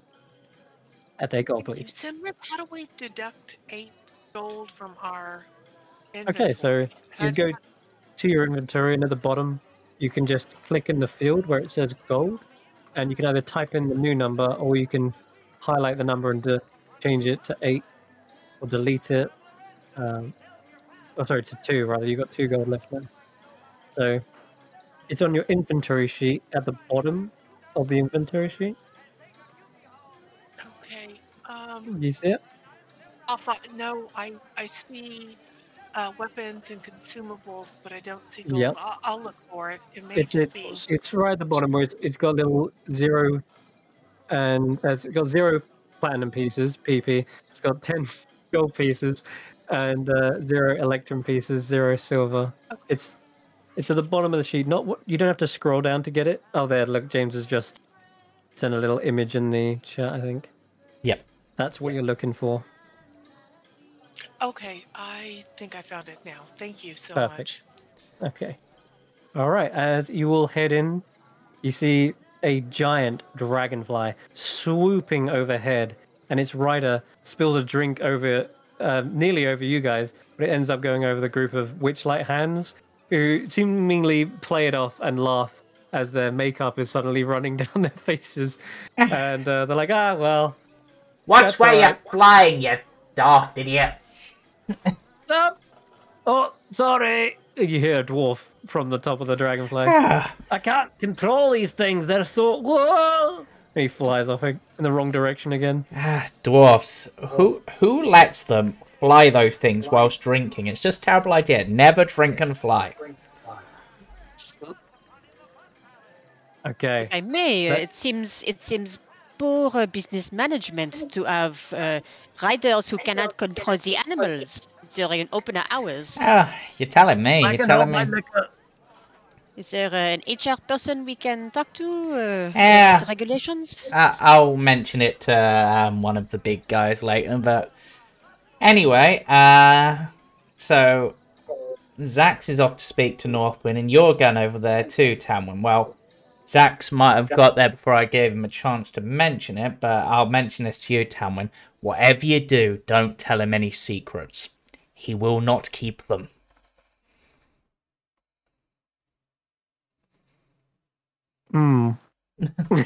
So, with that said, you approach Northwind. Fully I didn't hear that. I'm going right directly to Northwind. Okay. Hello, Northwind. I am a child. See this ticket? It's a child ticket. I am a child. Hello. You see this 12-foot tall walking tree garlanded in golden ribbons marching down the thoroughfare. Emerald clouds swirling above the tree and rain down golden spinning sycamore seeds. And there are fairgoers, most of them children, trying to catch the seeds before they hit the ground. And as the seeds gently fall, a chatty squirrel scampers along the boughs of the tree, handing dandelions to select passerbys. And you've just got to the Northwind, and he said this, and he turns around and says, "Oh, hello, well, not so little, but you're more than welcome to catch a sycamore seed. Ooh, there goes one now." And you see him, he shakes his head around, and all of them begin spinning around. I try to catch one. Go ahead, roll me a dex check. Wonders of nature. Yes, dex check. Oh no. Not so good. Oh, jeez. You loads of little kids that mob you, like literally mob you, and try to catch them all before you do, and that you don't want to hurt them, and so they're kind of being jostled in between them, and they're like, I got it, no, it's mine. Yeah, I got 3 of them. I'd like to try for one too. As would Solomon, apparently. Okay. All right, everyone, dive in and grab a sycamore seed with a dex check. And when you got one. Oh, Solomon is on the ball. Tarquin. 7? Yeah, Tarquin tries, probably just gets like knocked about by some kids. It's like, "Curse being so small!" You would think having massive hands, it would help. But yeah, being small, unfortunately, they actually catch them before they land on your hands. And then they run off like, hee hee hee. So, Solomon, you catch... They probably, weirdly, you know what happens to... What? How... Because you got a natural 20. I caught a few. It's okay. And I go to hand them a couple, and they're dead and frozen. Yeah. Wow. Oh, I'm sorry. No, these are extra special because no one else has frozen ones. Oh, we can make margaritas. He's somewhat like got a tear going from his eye at that comment from Tak. Okay. Yeah. As the frozen ones and dead ones are handed to Northwind, you see the squirrel jump down, and he's looking at you, with this. He's like scrutinizing you, like giving you proper stink eye. He's just like, what? I cower. Don't hurt me. What's the matter, Red? And you hear this little squeaky voice. Yep, the squirrel talks. Say, this one Okay. cheated. I saw him. What? Yeah, he like killed the sycamore seeds. Why would you do No, that? I It's not it's not his fault, Red. Just the way things are sometimes, you Yeah. know. I mean, He did catch them. yeah. Isn't that the point of the game? And to be honest, Reg, you got to be nuts if you think he cheated. that? Oh, okay. Just for that pun, you can have a dandelion. And you see him scamper over towards you, Solomon. His little twitchy nose is looking up at you, and in one clawed hand, you see a dandelion is being offered to you. And yeah, he says, well, these are for blowing out. Make a wish, but keep it secret. I blow on the dandelions, and they're two freezed in place. Oh, no. Are you having trouble? Have you got a cold? I'm just like this. I don't know why. That's not right, man. You gotta go see a witch doctor. Okay, can I keep that?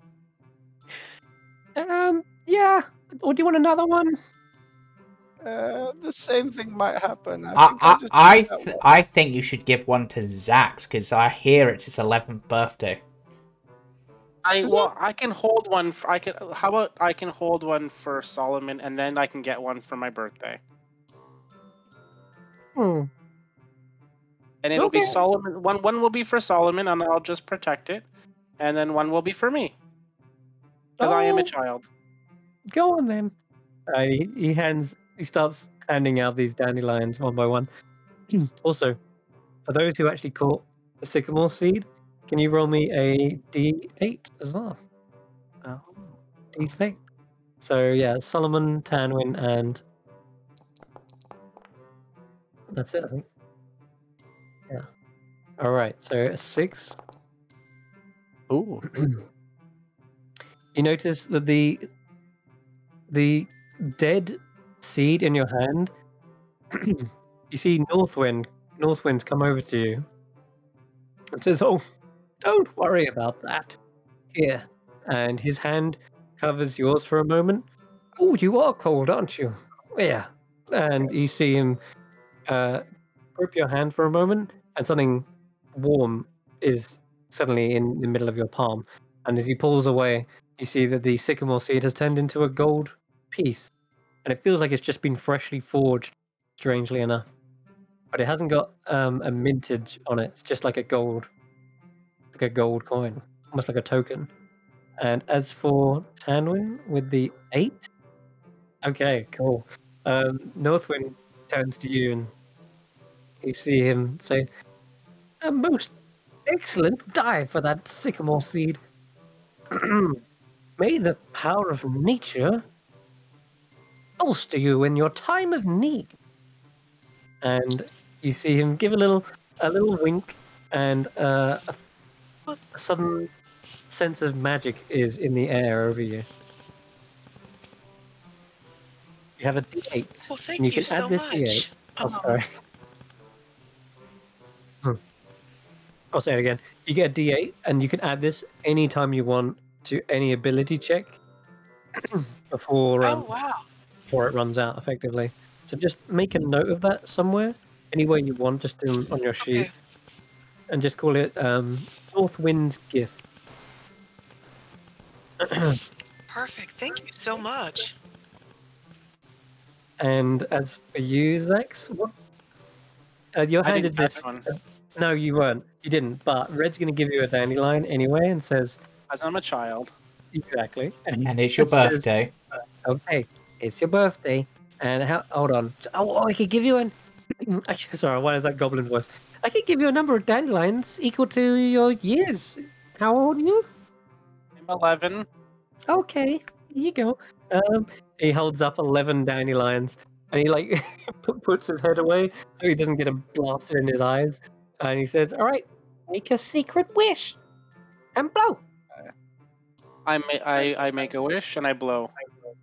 Yeah, and I'd like you to whisper me what that wish is as well, either in Discord. Probably Discord's better, and I'll have it there for later. Do you want me to just message you? Yeah, just message me what your wish is. So, Chris, Yes. did I get a gold piece, or did the sycamore seed turn to gold? The sycamore seed has turned to a warm golden coin. Yes. Oh, to a coin. Okay. Yeah, it's a gold piece, gold coin. All right, just checking. But unminted, apparently, so it's just a gold disc. Yeah, it's like a little, almost like one of those ones you get at the arcade. To like activate some sort of machine, and you see Tarquin unfortunately getting jostled around, and he says, "Did you want to give it another go? You're All right. look, those children have all run off now." He takes his gloves off, and it's like, right, the gloves are off, literally. Let's give it another go. Okay. Sycamore away, go Sycam. And Tarquin Pixie away! Ow! I'm imagining. Actually, wait, that's a dex check. I'm sure I have something for this. No, that's for dexterity saving throw. I swear I have something for this. These sycamore seeds seem to evade you at every step. Oh goodness! You know, it's fine. I've caught one in the past. It's fine. But Yeah, you've caught them before. I'm just having a bit of an off day. You know what it's all about. Yeah, I mean, I've had to deal with Nicholas this morning, and he's not that bad, but you know. Cool. Did you make a pact with him? Nah, not this time. Not this time. He wanted me to make a pact to not talk about myself. Honestly, who does he think he is? He thinks for a second, shrugs, and then lets the butterfly wings kind of flutter and bounce behind him. Alright.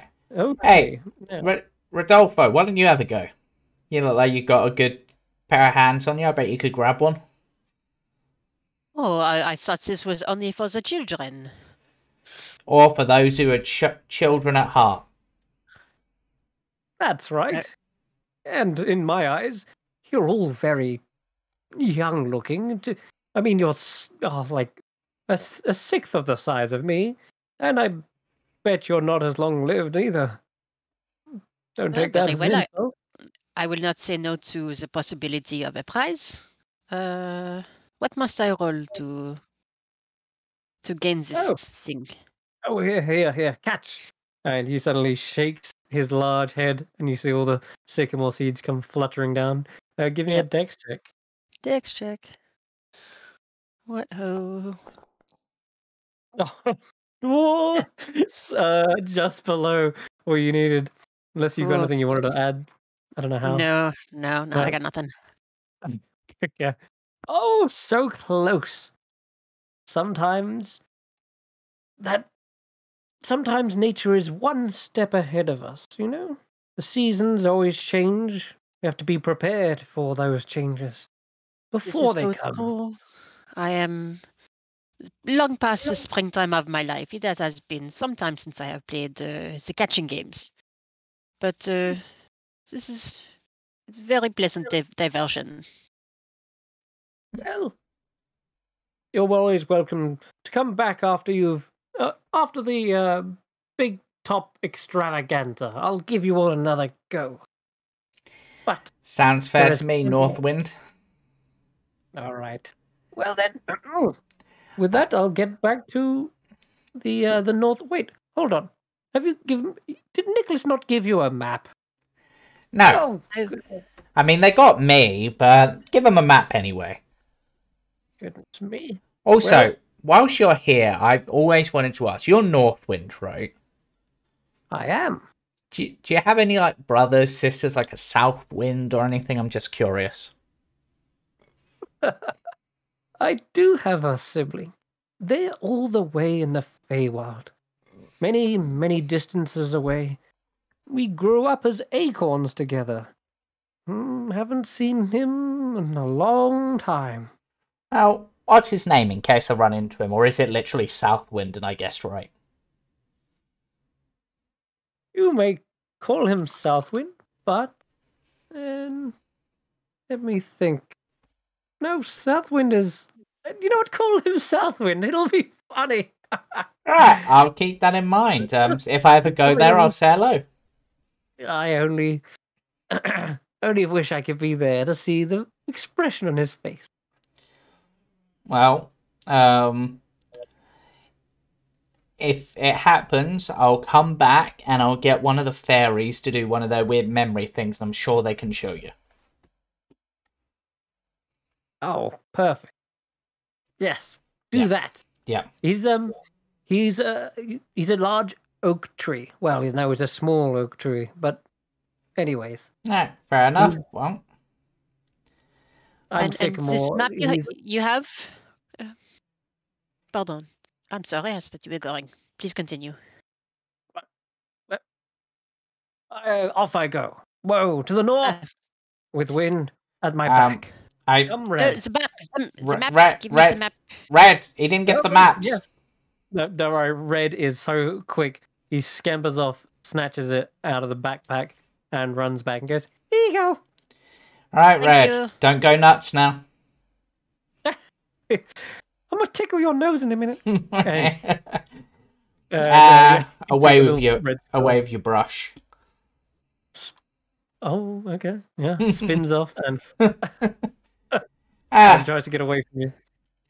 all right. Okay. So around you on this map, you can see that these are like the small stands. There's like the little kind of mini games leading up to the big attractions. And if you wanted to do any of those, you're more than welcome. And in fact, I will mention that Xaxx, as someone you recognize, has been setting up stuff like in a quick panic on one of these stalls. It looks like less made up than the others. It hasn't got as vibrant a paint or crazy as a stage as the others. But yeah, you can tell that there is a certain trader / merchant friend of yours who Oh is my! setting up. By my stars and garters! Oh my goodness! I'm gonna run right over. Wait a minute. Xaxx! Wait. It's okay. It's okay. It's okay. It's more than okay. You're all grown up. Wes, Wes, how are you doing? Back. Oh my god, I haven't seen you in a long time. I've been on the road. You're these are your friends, I take it. These are, well, remember I told you about the well, you're here at the carnival, but you remember I told you about the know. carnival? That's Well, why I these came. These are the people that were with me that day. They're well, the old guy with the mustache, he wasn't there, but the rest of them were. They were just generally smaller. Yeah, I've grown a full 4 inches in those 8 years.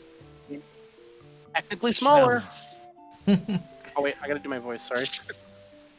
My name is Wesley Young, traveler, merchant, and proprietor of strange little trinkets. I'm into trinkets now.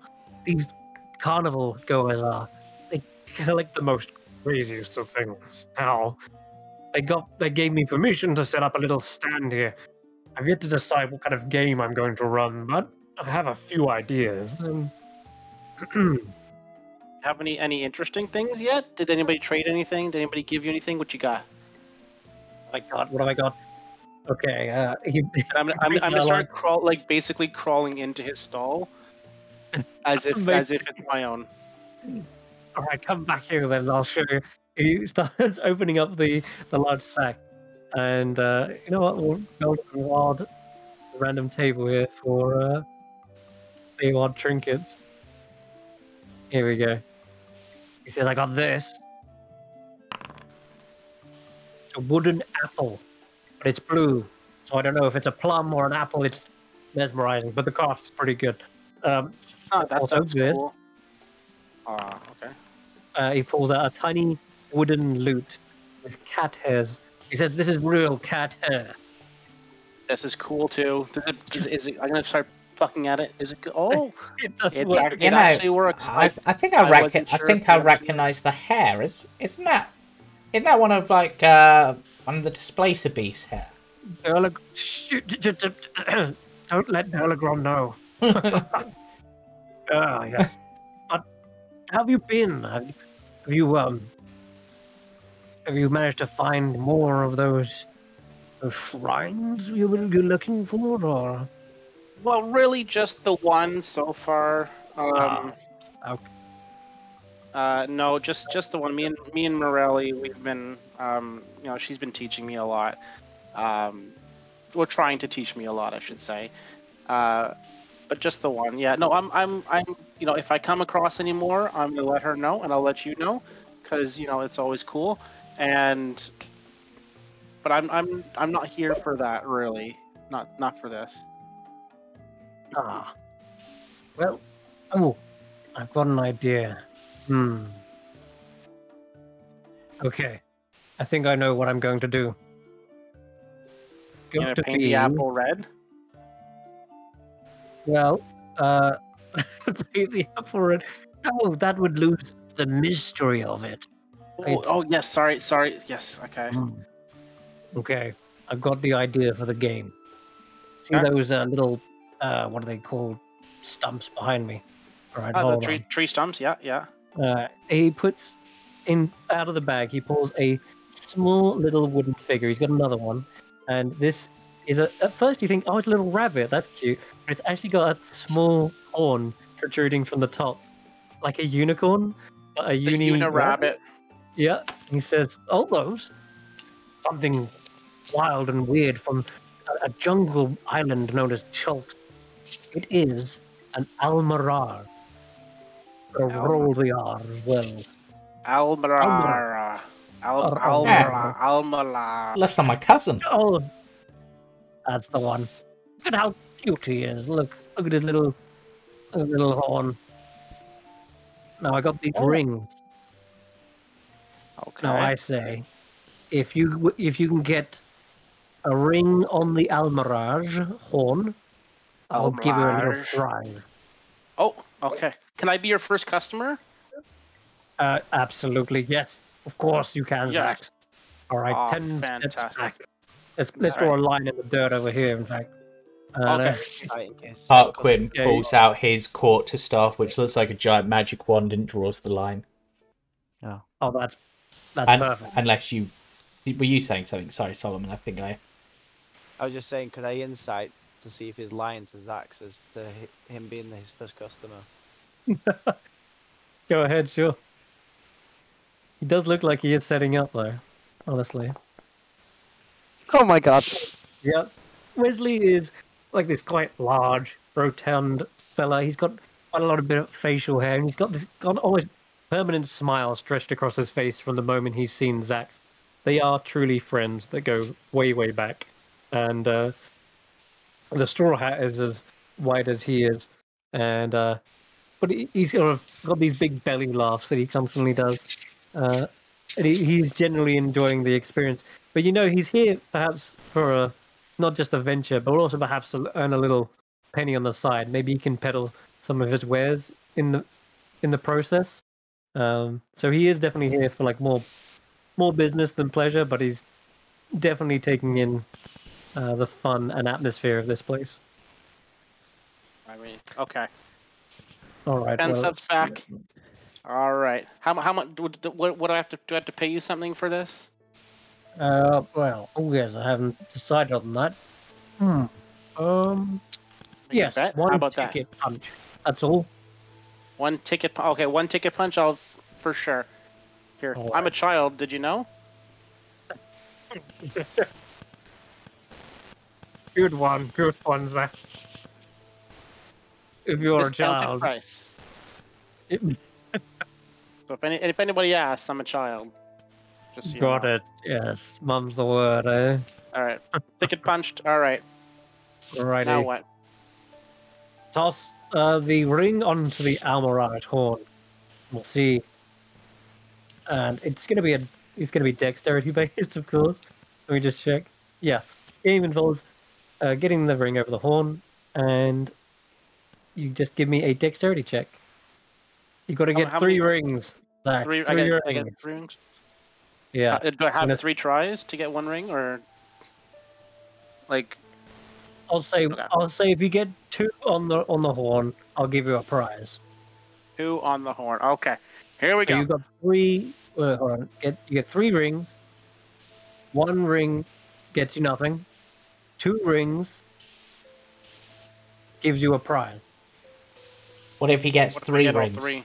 Yeah. I'll give you 2 prizes. Oh, this is amazing. Okay. All right, you ready? Here we go. All right. First, Show 'em I'm what you gonna got, close my. Xaxx. Here we go. Let's go. 1. That's a success straight off. Yeah, Wow. well done. Good job. Oh, Good job, says- Xaxx. Well done. He's clapping, pats you on the back, and says, "This Almirage is no mirage. Adorn its horn with 2 or 3 rings, and win all right. that prize." All right, let's go. Number 2. Here we go. That's another Xaxx, you can do it. I'm not kidding. That is another success. And 17, by the way, is the DC. You've just nailed it both times. Barely, horn- just barely getting it. The horn is adorned. All right. I'm sorry, Wesley, but I'm gonna have to take 2 prizes from you. Oh, Here we go. And a 1, and a 2, and a. Oh, so Ah. close. Ah. You jinxed it. Oh, That's what these fans do. I got overconfident. Yeah, you got overconfident. cocky. But it was still fun. Yeah. That was fun though. Still.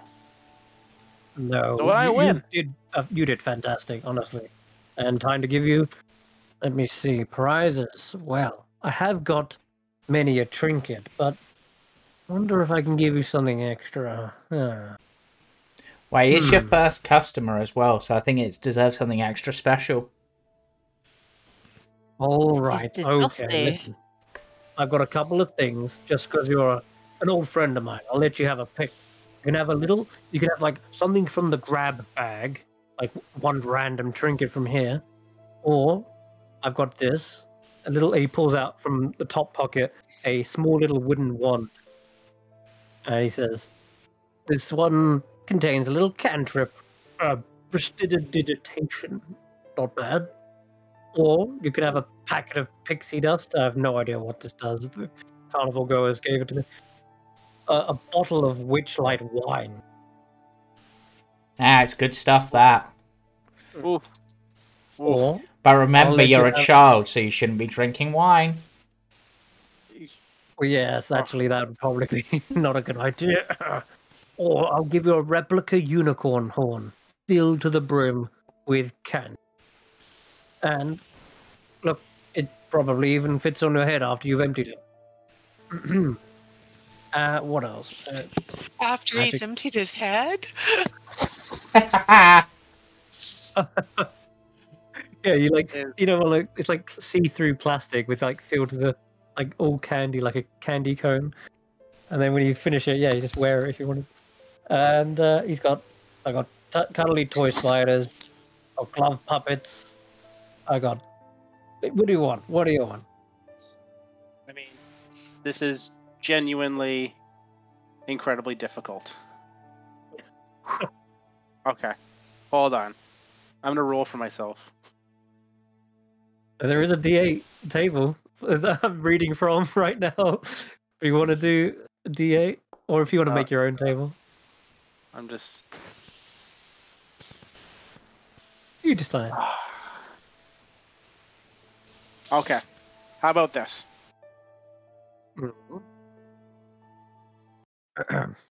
I want that wand, but I also want the apple and the loot. But I'll buy them off you. I'll buy the apple and the loot off you though. Oh, all But right. don't you get 2 prizes? No, No, I only get the 1 prize. You only No get one. 2 price. Oh, okay. In order to get 2, you need to get 3. Okay. But to get a single price, it's 2, you see. You're an old friend of mine. How can I say no? You're. And when have you ever heard me turning down coin? Now, Full price for the apple and full price for the loot. the wand is yours, and he hands it over to you. And Thank let me just you. check I got it sorted out here. Yeah, I can drag this on. Should be able to drag this on. All right. And for the, you want to buy them? How much gold have you got there? Well, what's the regular price? What would you charge somebody you'd never met before for a blue apple and a lute with cat hair strings? It is very tiny. It's quite novel. Okay, I will. They are unique. They are unique items. I will charge. 3 gold for the loot, Okay. as it is so miniature, and 1 gold for the apple. So 4 gold total. Yes, I can do that. I'm gonna give you 6 gold. it's yours, my friend. I give him He 6 hands you gold. over those little items. Oh man, yeah. Every customer was like you. I'd make a killing in this place. Thank you very much for your patronage there. Now, anyone else want to give Almirage a go, or are you moving on to bigger and better sites? I know I'm just a humble merchant here, but Can I have a go? oh, sorry, didn't see you there. Yes, of course you can. Yeah, Solomon's very good. 3 You got this, rings, Solomon. 2 and a horn wins you a prize. 3, and well, you know the deal.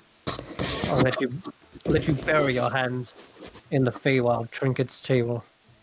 Okay, I probably won't be as good as Xaxx.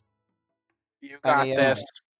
So he tosses a ring, but like he's got his hand over his face, and he's just like looking through the gaps between his fingers because he's like worried about whether he'll hit them or not.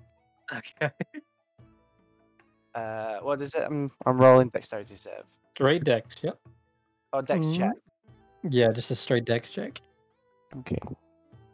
Oh my god. Natural 20. Nice. That's your That's third what in a row. That is Can you roll incredible, anything yeah. except nat 20s? Oh, The you're stealing ring. you're stealing my thing. I know, what's going on? The ring hits the tip of the horn, which would make it look like, oh, he's only just hit it. But the way it hits the top, it makes it go into a full spin, and it spins there for like a good 4 seconds before it finally trails down the spiral of the horn and comes to rest over the top of the bunny's eyes. And it's like a perfectly placed position over them. It almost looks like a circlet around the bunny's head. Now that's got to be worth at least 2 rings, right? That was most impressive. I see that you are holding 2 rings in your hand, so I'm trying to count 1, 2, 3 rings. The deal still stands, I'm afraid. Give him an extra ring for free. So if he misses these 2, he still gets 1 extra ring. Let's not hold on. try to cheat my friend out of. That wasn't a cheat. I mean, it was a good No, shot. No. You know what? He's you're part of the carnival, aren't you? Or That's true. your advice is actually quite valuable in pleasing the guests. I will do that. I will give you an extra ring, just in case your luck suddenly takes a horrible turn. No, knock on wood. He hits the side of his stool. Yeah, an extra ring. Thank you. Go. Oh no! Oh god, that was almost another nat 20 though. Close. This one soars straight over. Bounces off one of the tree stumps. Yeah, I'll just get these over with then. That's a hit. Oh my god. Another natural 20. What? I'm sorry. Oh my god. Your luck. I'm sorry, All Wesley. right, you're on I'm an not- absolute this- roll. I gotta see this. Keep going. And he gives you another ring. What? Oh, Yep.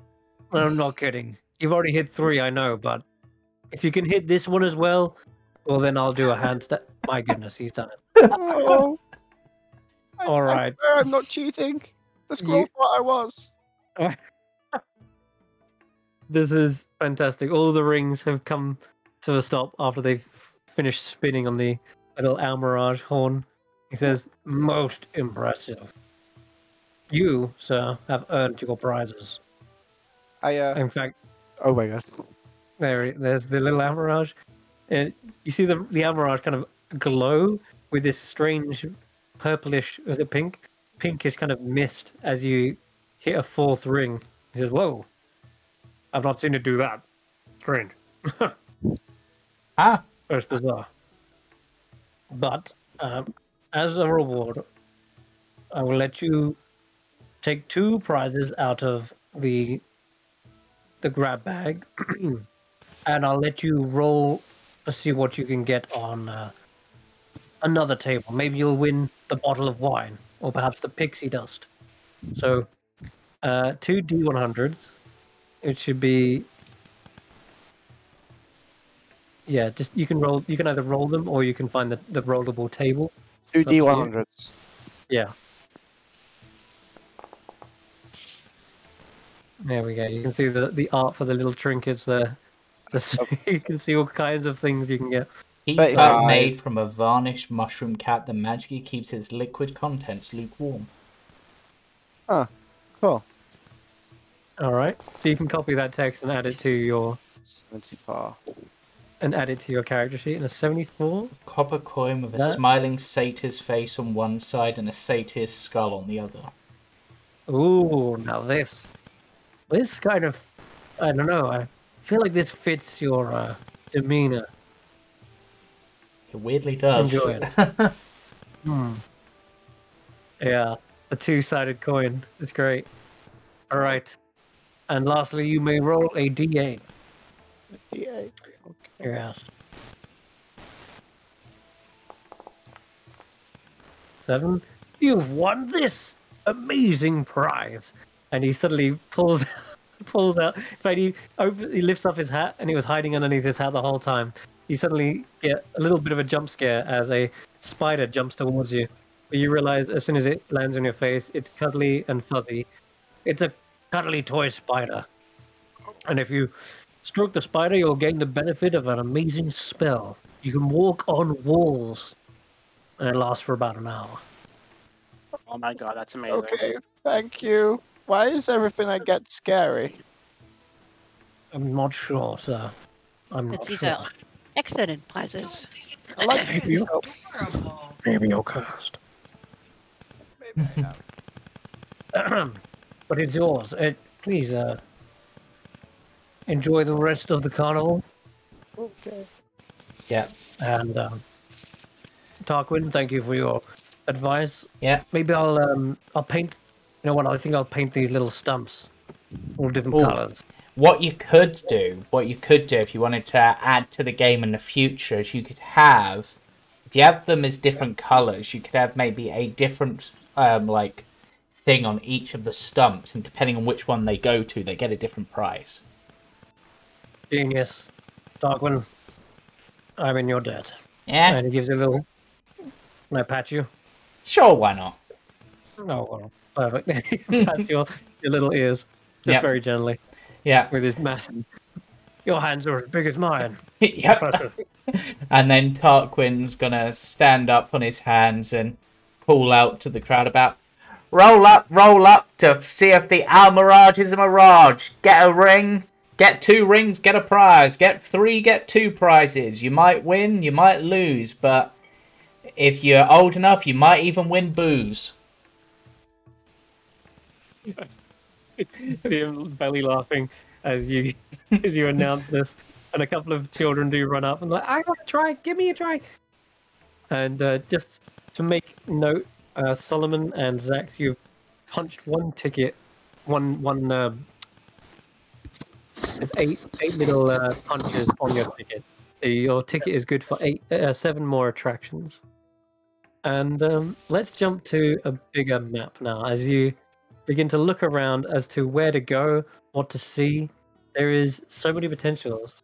And this is only a small snapshot of the carnival at large. But here you go. I'm going to give you the full shindig now, so you can see exactly what's going on. Welcome to the carnival. You're gonna get. When we got the map, did we get one map or did we each get a map? Oh my god. Oh yeah, there's you got one large. You know what? No, I'll say he gave you 2, so you can split off if you want to go to a different place either way. Okay. Ooh, all right. So welcome to the carnival at large. This is just the beginning. As you go past the ticket booth, there is so many attractions. This place is it's massive. I've got most of the areas prepared, but just tell me where you'd like to go, and we can start running it. Tarquin, Before we leave, I just want to go back to Wesley. Oh yeah. Wesley, thank you so much. Looks like you got some business coming your way here. A lot of people coming. You set up at the perfect spot. You're the first thing people are going to see. First chance to win a prize. You're going to do well here, my friend. We're going to go in, and we're going to try to do some more stuff. But I really hope that I can see you again before the carnival closes again today. As do I, Xaxx. It's been a pleasure seeing you, and you look like you've gathered many a great friend. Very dexterous friends, might I add. Yeah, he's full of surprises, that one. And I'll give him a hug and then run off. Alrighty. Gives you a big warm hug. His mustache tickles your scales for a moment, and you head off. Let's move you over. Woohoo! You're in the center of the town. As we're walking in, Mm-hmm. I'd like to talk to Tarquin for just a moment. Tarquin, Yeah? I don't know if you remember or not, but I lost my doll Samantha, and you said that you were going to look for her. Did you ever find her? Well, that's one of 2 bits of bad news that I've got for you. Unfortunately, I've checked the lost property a good few times. I've even gone round. I've even had a look for, what was it? Sow Pig, I think it was. Something like that. I've even had a look for them. I've had no luck on that. Also, if you are hoping to see Juniper, unfortunately, they're no longer here. Their owner came and took them back home, so... But they've still got their card and they remember you fondly. We won't get to see Juniper. Okay. All right, so you don't think it's any... I mean, we're close to lost property. You don't think it's any use for me to go? I mean, if somebody has... You could try, but... I mean, by the sounds of it, it wasn't lost, it was taken. So I think your only chance is you're going to have to try to find the person. But what we can do is we're wandering around. We'll see lots of people come from all sorts of places. We can ask some questions. We can get some answers. And maybe we'll find some clues. I think that sounds like an excellent plan. Yeah. To look at as many places as possible. All right, thank you, Tarquin. I really Exactly. appreciate it. And after all, you're at Carnival. Might as well enjoy yourself whilst you're looking for your lost friends, right? Yeah. Fun is not something encouraged in my line of work, but... Well, it's encouraged here. If you ain't having fun, you're probably dead. Fair enough. As soon as Solomon, oh, yeah, sorry, I had Solomon, those throws were amazing. Aye, you're a real ringer. Yeah. Congratulations to you and Xaxx. Y'all did so good on those games. Thank you. I got an apple out of it, so... Aye, blue apples are special. Can't remember why, but I know they're special. Apparently, I can't wait to find one in real life, but now I have reference material. Exactly. Maybe you can find one of each colour. That would be Um, cool. Mr. Tarquin, may I pull you aside for one moment? Sure, why not? How can I help you, Mr. Rodolfo? You work here, yes? You're familiar with the carnival? Yeah, pretty Um, familiar. I've been working here, must be about 8 years now, but, yeah, how can I help? I am looking for a particular place. I do not see it on the map. It would be a portal or perhaps a bridge, a crossing into the Feywild. I'm sure there are lots of Fey creatures around here. Well, yeah, there's certainly lots and lots of fey creatures. Do you know where they come in? Now, I'm gonna have to... I'm gonna Mhm. try to make this up, but correct me if I'm wrong, Chris. So, Sure. so this whole carnival thing, it actually travels from place to place, and one of the places it goes every now and then is the Feywild. So when it goes to the Feywild, they come in, you know, and that's how they get here, and that's, you know, how things go, right? But there is no place where perhaps the domains are a little bit more thin, pardon me, Ooh. where one can cross over. Wow. we just- If you were looking, I mean, I- it's not one I've seen, but it's not to say it isn't here. There's probably at least one or two people here who might be able to give you a bit more information. If we get nearby, then we can. But obviously, if you see any actual Fey folk, you'll notice them probably wings or part animal. A bit like myself, really. Satyrs, that sort of lot. If you ask one of them, you potentially ask them how they got in. I mean, I've just sort of been tagging along with the carnival. Not really left it, so I know we've been to the Feywild a couple of times. Ah, well, thank you. This is, I suppose, interesting. Yeah. Do you mind if I accompany you for as a guide? Yeah, you're more than welcome. You're more than welcome to join us for a bit of fun and games as you look for your portal. Any particular reason you're looking to go to the Feywild? Not somewhere a lot of people choose to go. It is an associate of mine is a missing person in the Feywild or from the Feywild. Well, I'm- seems like everyone's yes. missing something. In your case, it's missing a person. In mine, I'm missing a key.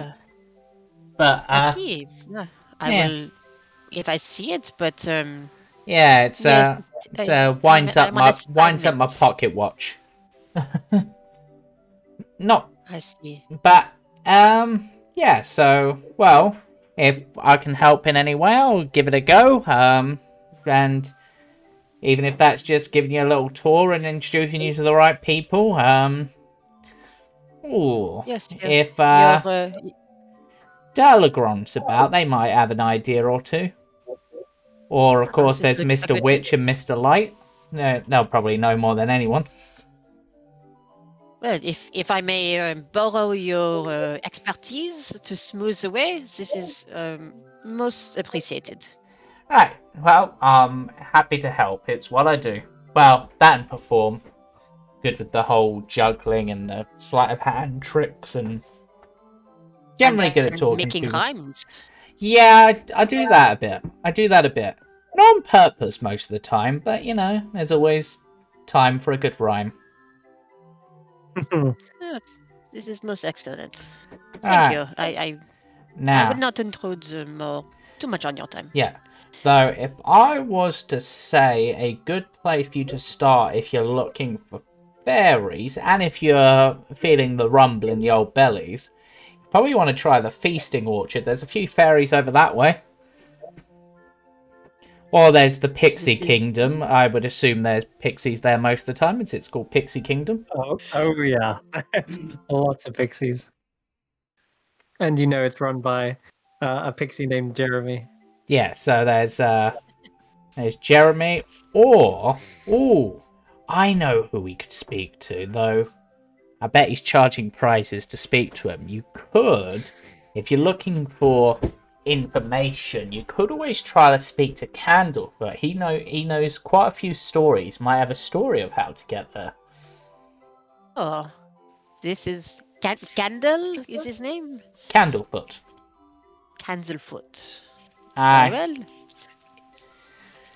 Isn't he the one that was keeping Juniper last time? Yeah, that's the one. Exactly right. Oh, but And- don't we have to have prizes to get in there? Well, you do. But if you go speak to Palasha, well, I reckon they'll be able to get you a story for free. Okay. Excellent. Palasha? Yeah, they're a singing merfolk. Oh, fascinating. And you know they are by the Silver Song Lake. Yeah. Silver Song Lake for that one. And if you look around on the map, you actually will spot the exact location where you played as kids and went through every single little store. Yeah. And as you can see now, it is a tiny little corner of the carnival that you were looked after in. When you compare that to the overall size, this place feels massive, which is the opposite of what you would imagine. When you're kids, everything feels huge, but when you're an adult, kind of everything feels a bit smaller, perhaps. But it's the complete opposite this way around. Maybe that's just the Now, motif of the Feywild, to subvert your expectations. But yeah, the carnival feels like it's added so much more this year. now, Tanwen, you like a bit of fun, don't you? There are times, yes. There's a place and time for everything, but yes. I guess this reckon. is the place and time for fun. I reckon if you want to have some fun and make someone's day, you should go speak to Diana Cloppington at the carousel. Okay. But that's not you have to do that now. That's just something you should do before you go, I reckon. They always appreciate a friendly face. And honestly, I don't think the carousel gets quite as much business as it should. It's a lovely ride. Yeah, you know Tarquin is always breaking and malfunctioning for some reason. Never, Especially recently. yeah. I reckon there's something going on there, but you know. But Tarquin, yeah. what's in that? And I point to the big tent in front of us. That's the big top. That's for the big top extravaganza in a few hours' time. I'm guessing based on the big clock in the Exactly corner. right. You are absolutely on the ball. Yes. Spoken like a true witchlight hand. He's already given you exact information. Yep. Now, that is one of the two big events that happen during the day. You got the big top extravaganza, but I won't reveal what goes on there because that's part of the surprise. But then later in the day, as things come to their close, there's the crowning of the Witchlight Monarch. That's an important one too. And what time does that happen at? Well, if we're at 1 now, I would assume, then that happens at 8. So you've got a bit of time, yeah? Got like a full day of time. And the big top extravaganza's at 4. I look at the sand pocket watch that I still have, and I will try to guess how much time. I don't know how accurate it is, but I will try to look and make sure I can beat you both of those events. Yeah, as you recall, the actual sand timer spins on a dial as it turns, so it always tells the time accurate to the hour as well. So, if anything, looking at the artwork, it kind of matches that kind of style with the sand timer and the dials. But Perfect. yeah, you can tell the time because it's always 24 hours it takes to fully empty and rotate around. Right. So, at 4 and at 8. Okay. Wonderful. So, friends, Carnival Cards and Rodolfo, who I've decided I'm making an honorary Carnival card for the day. Where would you like to go first? But if you say that there are fae folk in the Pixie Kingdom, and I see it is right there, perhaps we could try that. That sounds like a great idea. I was gonna say, as Xaxx has had their thing, I was gonna say you can go next, and then we'll do something with Tanwen, and then best for last, we'll do something with Solomon. Gives him a little wink. And then we'll see what happens after that. All right, where were you heading, sir? The Pixie Kingdom. Pixie Kingdom. The Pixie Kingdom, fantastic. So as you walk around, the distant calliope music gets a little bit fainter in the distance, and as you go around, you see there is an elf on literal stilts, and he seems to be tossing colourful, sugary treats down to children who pass by, and you kind of have to carefully navigate around the stilt walker. And as you go perhaps past him, he suddenly wobbles and goes to fall, but then catches himself. And you can see by the exaggerated expression in his face, it's all just a part of the act. They're actually so good at balancing, they're just pretending to wobble and pretending to fall. But the children are like, oh my goodness! And he suddenly shakes his bag and even more candy come out, and the children are like, yay!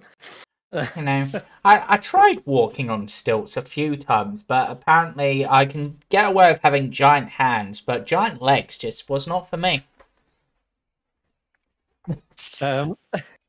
Careful where you're treading. Yeah. You're suddenly stamping into the Pixie Kingdom. Careful. Talk to Jeremy first. Oh, goodness. I gotta speak to Jeremy. He's very important. Yep. Oh, and Xaxx, do you pick up any of the candy? Just curiosity. Yeah, any candy or things that have been dropped or things, I'm just gonna pick them up and start nibbling. See if they taste good. Fantastic. Yeah, you get the kind of the milk carton candy ones, and then the next one's like peanut butter cup, and then you get a kind of a fizzy sour taste to the next one, and so on and so forth. It's all amazing. every flavor is like a new experience. Let's see. Or an old experience. I have no idea. Okay. Pixie Kingdom. I am so excited to run this little one. I've got this prepared. Pixie Kingdom. Alright. Why does that make me nervous? A copse of oak trees shelters a miniaturized fairground, and at its heart you can actually see a hamster running inside a tiny Ferris wheel, encircled by minuscule wagons and candy stalls. And there's a pixie sitting cross-legged in the hollow of a tree at the entrance to this realm. And as it flutters up to meet your gaze, to him, he probably sees this massive head peering over, and he flies up and introduces himself and says, "Good evening. I'm Jeremy Plum. Hello, And Jeremy. And you are? Hello, my name is Rodolfo. Are you the master of this area? Master? Oh, goodness. I am sort of an introductory ringleader, I suppose. Yes. You know what? I'm just a pixie. If you wish to come in, I'm afraid you can't come stomping around with the size you are now. But for one ticket punch, I can shrink you down to size. Oh my god. And we can explore this kingdom? Absolutely. There's plenty of other little pixies to meet. Quite the gossipers, and there's games to play. They do like to play games. Just When will we return to our regular size? Oh, it only lasts. It only lasts a little while. That's an hour or so. Yes. But if you wish to return, I can arrange that as well. But if I've got some reverse pixie dust. we become small, won't Does it people cost step on another us? ticket to return? No. One ticket punch gets you in and out. Solomon, you were saying something? Okay.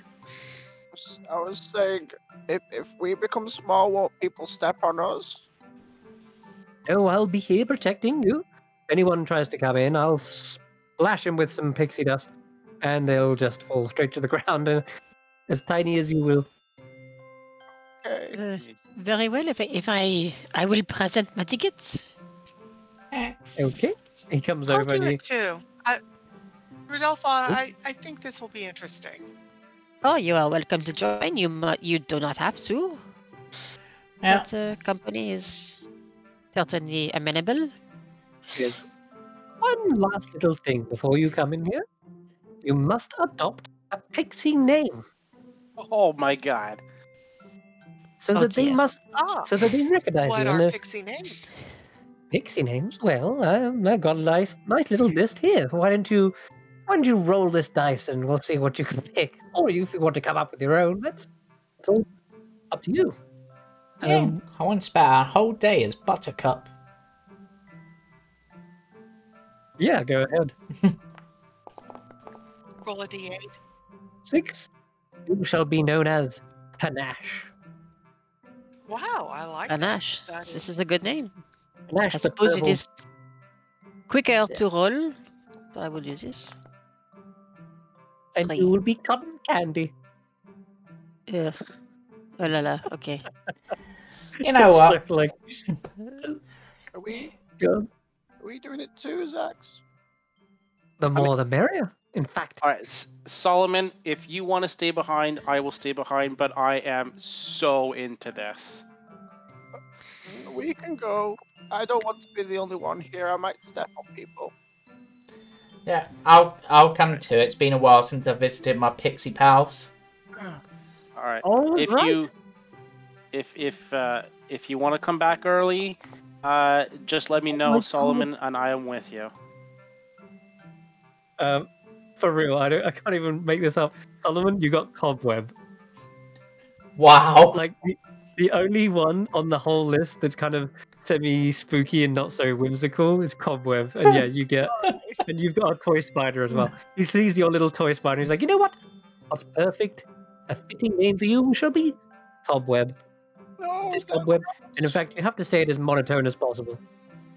Cobweb. Cobweb. Well, yeah. Oh. And Tarquin? Oh, you're going to be Puddle Mud. Because you make so many puddles when you hop around. Fair Puddle enough. mud. Fair enough. And who doesn't love jumping in puddles? I know, they're great. What about And lastly, Xaxx. I would like to choose my own name. You may. I would like to be Twilight. Oh.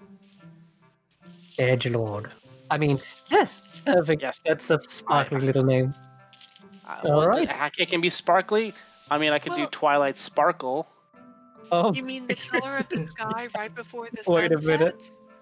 no? Hold When on. the pixies Wait, are all sparkling? No, Stacks. that's a You can't do Twilight Sparkle. I think the Carnival will get done for copyright. yes, that's right. Just about to say that. We can accept. We can accept. Twilight Sprinkle. Twilight Sprinkle. We are accepting of this name. Perfect. All right. Alright, then. Twilight Sprinkle. Hashtag. Right. Just before we shrink down, can I ask you a Hashtag quick? don't sue us. Can I ask you a quick question, Jeremy? Just off to the side. Yeah, there's it. Alright. Whisper. Alright. Well, the others can hear, but I'm just out of character. They can hear, in character they don't, sort of thing. Now, Gotcha. you're obviously a pixie, so you're. And apologies, this is offensive, but you're from a Feywild, right? Of course. Yes. Now, We've made our little home here because, well, we had to flee the Feywild. if one wanted to get into the Feywild, do you know a way of that? Oh, he taps his nose. That I do, Tarquin. That I do. But it's a And little bit of a trade secret. I'll tell you what. Yeah. I'll tell you what. I'll tell you how to get into the Feywild if you can beat. He leans over the kingdom for a moment and says, "If you can beat Starbug in a game of hide and seek, she's been terribly bored recently, Alright. and she needs something to keep her busy." Alright, I will keep that in mind. Thank you for the info. And then I'll just sort of hop over to Cotton Candy and go, "Hey, bud, if you're looking for a way in, we need to beat Starbug in hide and seek, and then we might be able to get a way in." This is most excellent news. Yeah. Yes, thank you. No problem. Like I said, I'll try my best to help. You will be compensated as soon as I am in the position to do so. Yeah, no worries, no worries. We have an excellent partnership. Yep. Very well. And this basic dust, Monsieur Jeremy? Oh, yes, of course. All right. And a 1, and a 2, and a 3, 4, achoo! And he sneezes the pixie dust from his palm of his hand into your face. And it gets right up into your mustache and hair. And immediately you feel yourself, or rather, looks like the world around you just suddenly stretches. And you feel like everything's becoming giant. You know, really, that it is simply you shrinking down to the size of an acorn. And it's not until now you realize that there's actually a little set of steps leading up to a hole through a tree stump. And it's hollowed out, so that and inside you can already see a little flicker of candle lights to you as the size of torches. Ugh. And Rodolfo is like trying to get all the glitter and junk out of his hair and his beard, and he's sort of swiping himself and just trying to make himself presentable again. Hey, Twilight Sprinkles, mind sprinkling some of that prestidigitation to clean up Cotton Candy here? Want them to look their best? Well, it's just everything in the carnival is so glittery. It's not really. It's part and parcel of the fun. Yeah, if you're heading to the Feywild, be ready for far more than that. Yes, very, very fun. Are you all right there, Cobweb? Please don't sneeze on me. Oh, all right. I'll sprinkle it like Salt Bay. Yeah, Like who? Salt Bay. You know, the And the the wondrous celebrity from Kester. He's a master cook. I didn't get to go in Castor. They chased me away. Oh, terrible, terrible. Oh, you know what will cheer you up? I'll name you a little spider. He can be called Jellybean Starfish. Why did he get a good name? I went to that restaurant that you were talking about. It's really just it's overpriced. Not really worth it. Oh, did you actually? Like actually? No, not actually. Oh, okay. I just know that everything is actually in real life ridiculously overpriced. Yeah, it is apparently. But you know, and not very good. Gotta Which capitalize on restaurant that is clout. Salt Bay's restaurant in London is just obscene. I got to go to London when I was 16. I'd love to go back, but if I go back, I want to go to a kebab shop. All the books I read, they're always going to get kebabs. Making me hungry. Okay, so I will prestidigitate or try to prestidigitate with this new wand to clean everybody up and make sure everybody's good. And just so you know, you don't have to do the sprinkle part. Just the twilight part is fine. Yeah. For some reason, Jeremy didn't let me do twilight. He thought it was too edgy, but I mean, the twilight's the best part of the day, really. Thank you for getting the glitter off us. Did you collect it in case we need it later on, or were you able to save it, or did it just disappear? I just disappeared. That's the way the magic works. Don't worry. If you want glitter, we can get you glitter. This place is full of glitter. I have a feeling there is glitter everywhere here. Well, Wesley had a bag of pixie dust, and I didn't know what the pixie dust did, or if this was the same thing as the pixie dust, and we could use it for something later on. We could Wait, always go back to Wesley and find out. That's a really good point, because having this for ourselves could be useful at some point. Right, we might need to shrink down or grow giants. Yeah, maybe his is like reverse and it makes you big. Goodness. And then Tarquin looks at his hands and pulls out his giant gloves and is just like, I wonder how big will my hands be compared to normal? Just like, just gonna. You would be like 90% hand. I'm kind of tempted, but I'll save that for later. Could be a little fun trick. Now, You won't be able to lift them. You'll just be dragging them behind you. now, Unless you're also increasing your arms. true. Right. So, enjoy the best attraction in the carnival. And Yeah. Jeremy Bum just sits casually, wiggling his legs on the edge of the Yeah. tree stump there. And you guys head on through the little tunnel, and you are met with a wondrous little sight. And sitting cross-legged on the rim of an enormous, on the rim of the mushroom over here, little house mushroom, is a pixie beckoning you to this magical realm. And as you head over, you can see a vibrant miniature village nestled inside the little rotting tree. Houses made from mushrooms sit along a small stream. A human-sized book, helmet, and tea kettle also serves as venerable little homes for these pixies. And this pixie introduces themselves and says, "Oh, hi, Starbug. That's my name. I'll wear it out." Yeah, I'm Puddle Mud. Starbug. Okay, that's no. You just did exactly the opposite of what I said.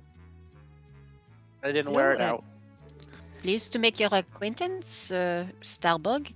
I am Cotton Candy, and I understand perhaps you have a game? You suddenly see Starbug cast a little spell next to you. Probably makes a flower bloom on the tip of your tongue. Just Xaxx, just so it's difficult to continually saying Starbug, like petals and potpourri start like producing in your mouth. It's okay, I got you. And Cobweb goes and touches the bloom on his tongue, and it just instantly starts to die. What the? What? Okay, that's freaky. You guys look like curious Yeah. fellow. Let me introduce you to everyone. We got Cotton Candy, named for the mustache. Hello? We got Twilight Sprinkle, because Just they're Twilight. scout. Just Twilight. It's Twilight Sprinkle, but they want to just be Twilight to be edgy, you know. Then we've got Cobweb. He's clearly the goth of the group. And then we've got the one... Panache. Yeah, Panache. All right. You know, I can fix your mustache for you. It doesn't quite look like cotton candy yet, but with a click of our fingers, you suddenly see the color of cotton candy's mustache change to a lightish pink, fluffy pink. This is most dear. whimsical. So, Yes, Now this is listen up. very fitting. this Pixie Kingdom is magically isolated from the rest of this bustling carnival, providing a tranquil oasis filled with the aroma of blackberry wine and flower blossoms. Now, you can see plenty of us playing around and flitting about our gardens, making colorful motes of light illuminating the misty air. But what's better than all of that? Hide and seek! It's Oh, the best game ever! Ah! You see the eyes get like really intense. It's like I really like hide and seek. Like really. Anyway, do you want to play? I will play with you. Certainly. Yes, I would like to play hide and seek. Yeah. Hey, howdy man! He's shouting and screaming at the top of our lungs. You see another fairy fly over, Huh? What? What's going on? Why are you shouting, Starbug? Okay, you gotta make sure these guys don't cheat, alright? Just... I'm gonna count to the count of, Funthsin and Honeyman. You're gonna make sure they go hide and do all sorts of stealthy things. I don't know. I'll probably find you in a couple of seconds, so this won't be much of a long game. I'm really good at hide and seek. But maybe Honeyman can give you a few tips. Well, what do you say? Sounds like a plan. Yes. Yes, excellent. You are the one doing the seeking? Okay. Cobweb, Yes, do you still have that cupcake? I do. Oh, Might be a good time to use it, but, you know. Oh. Okay. Not saying you have to, but I'm just saying it might be good. Or you could let someone else use it.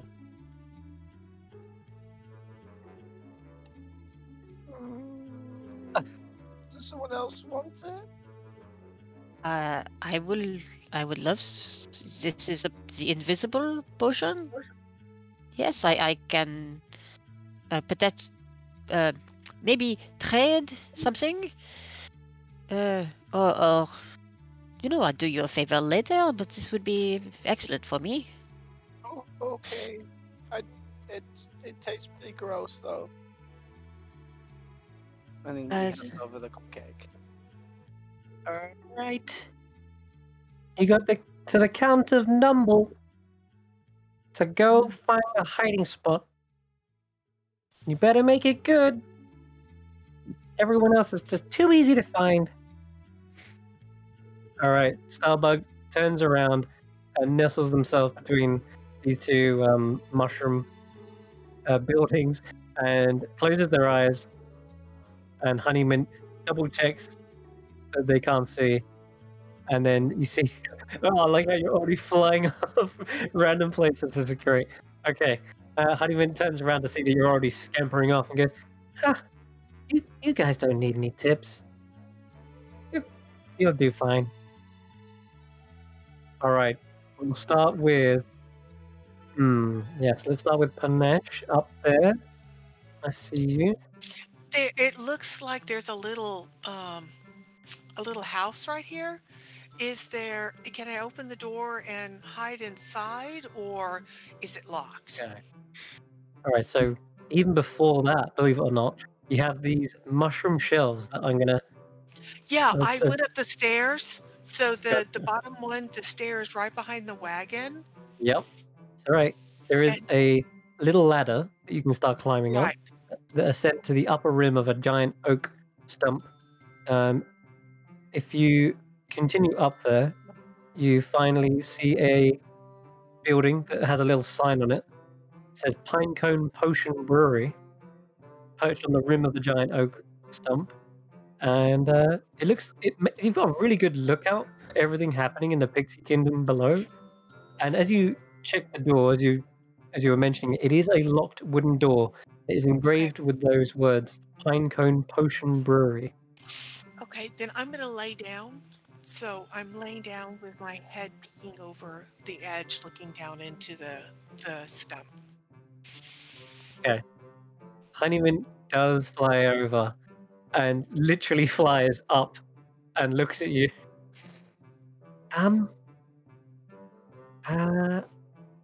Is this your hiding spot?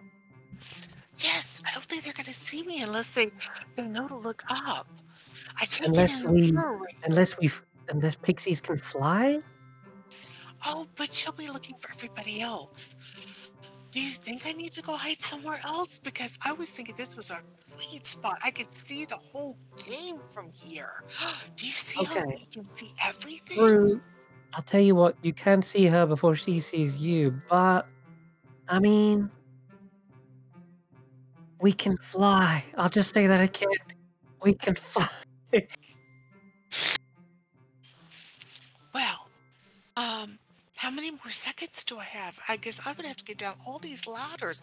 I climbed up 4 ladders just to get up here. I'll just double check. She flies over and flies back within an instant. She's only on Twentington. And how high is she gonna count? Oh, up to Numble. Okay. Let me think about it. Go check on everybody else. Okay. All right. Okay. All right. Sorry. I'll go to Cotton Candy. You're standing right in the middle of. Yeah, You're hiding in I'm plain sight. No, well, I am. I'm hiding close to Starbug, assuming that Oh. she's gonna run in another direction, and I'm hiding Oh. on the other side of this blue mushroom and up inside the cap, up like climbing up to the inside of the mustard cap. Okay. Not mustard cap, mushroom cap. So kind of in what would be the like the roof beams of the mushroom. Let's say you're in the residential area, and most of these doors are locked as well. But No, like nonetheless- on the outside, like the eaves. yeah, that's fine. Yeah. And Yeah, I'm not under gonna the eat mushroom cap. I'm not gonna eat the cupcake unless it looks like she's coming close, or they are coming close. Okay, gotcha. So All right, good luck to you. thank That's, you. that's a real risk with a kind of an interesting payoff. I can see where you're going with it. I do not know how pixies play this, but usually when the children play this, they immediately run off in another direction. So I'm counting she on is this rather- strategy. Just get a bit overexcited. Okay. So let's fly over to Panache. This I'm is hiding in the purple book. the See how Great the- Library of Pixies. It's built from a large magical tome. You can go in. Do you want to go in? Yes.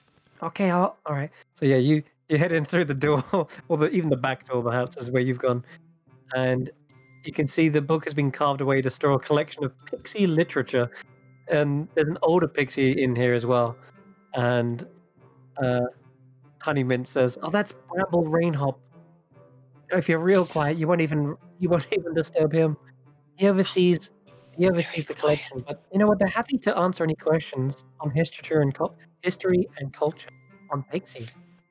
I'll ask after the game, so I don't mess up the game, because Okay. Starbuck might hear me talking if I talk loud.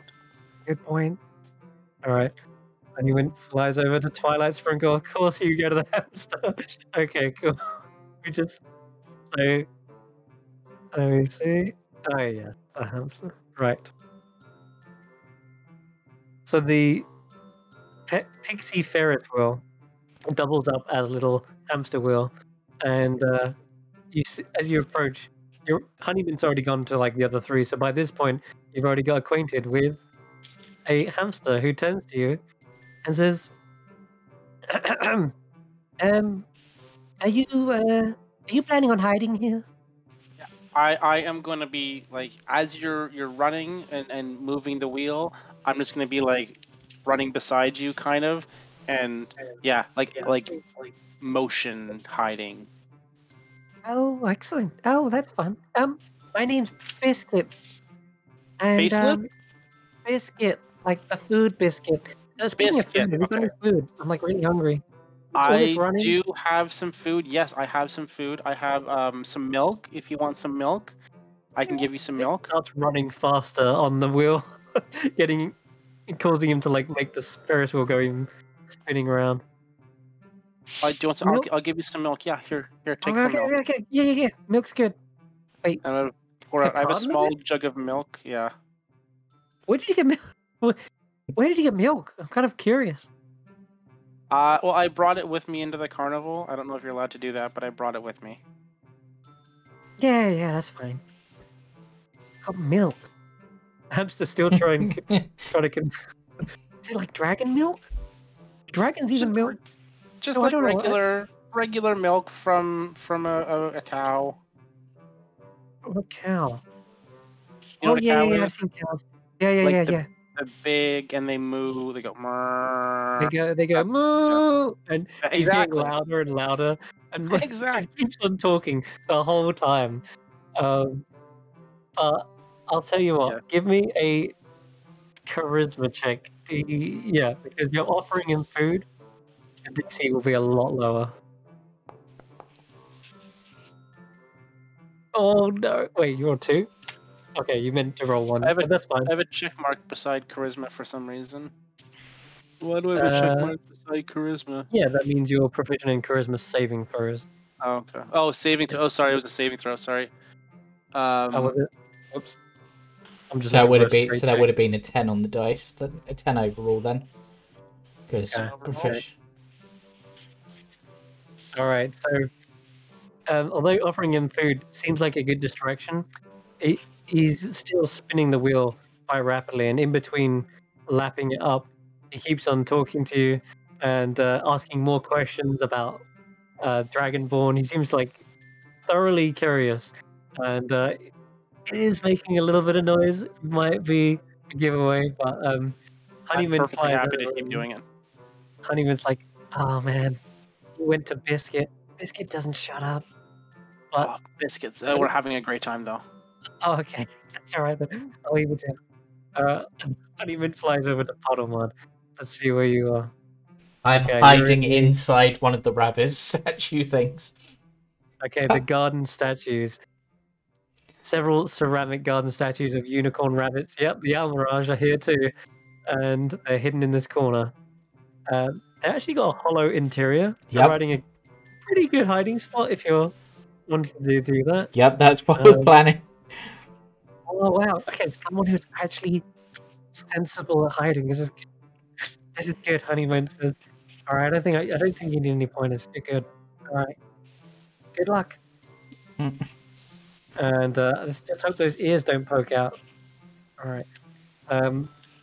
And finally, Cobweb. You are by the watering can. No, I'm in the mushrooms. The mushrooms. They're barely tall enough to hide your feet. But this one looks just big enough. I don't know. I don't think you realize how small you are. But you're not. I mean, unless you lay down, but I can see you. I didn't even. I'm not even the one looking for you. I just saw you. Oh, I thought these mushrooms would be big enough. I mean, look. No, they're kind of withering. I think these.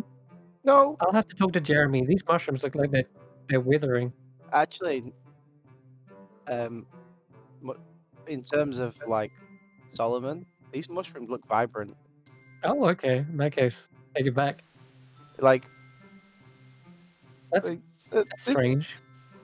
This is the happiest place here, almost. And his lip starts to quiver, but he doesn't quite make a smile. Honeyman goes into the kettles for just a moment, and they come back out with a thimbleberry tart. And they're like, yeah, well, I mean, it's not a bad Irish spot after but I mean, maybe you can make it work. Oh, do you want an apple strudel? I can get you one. Or a blackberry pie. By the time they've come back, I've cast Entangle around myself to the mushroom to hide myself with vines. Okay, sure. That's a novel use of Entangle. They entangle the foliage even more, curling around That's really creative. Yeah, I was thinking that's a really novel use of that spell. Yeah. How long did it last? Don't forget to tell Cotton Candy to eat the cupcake. Oh. Okay. Hold on a minute. You see there's another fairy that comes outside. They're like, excuse me, I'm trying to run a shop here. You can't just cover the area in vines. I need people to come in and out.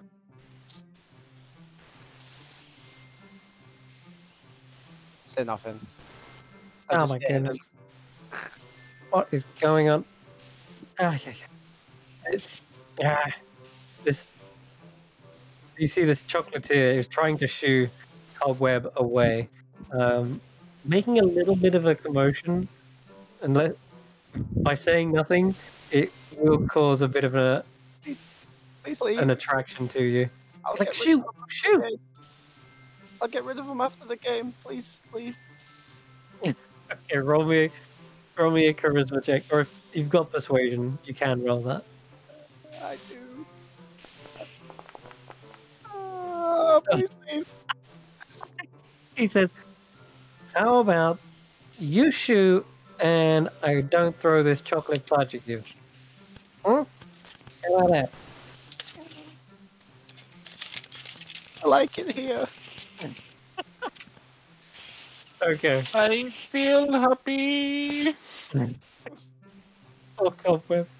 And even just rolls her eyes and says, "Why would you waste a perfectly good chocolate? Oh well. Fudge, Good luck. yes. All right, good luck, Cobweb."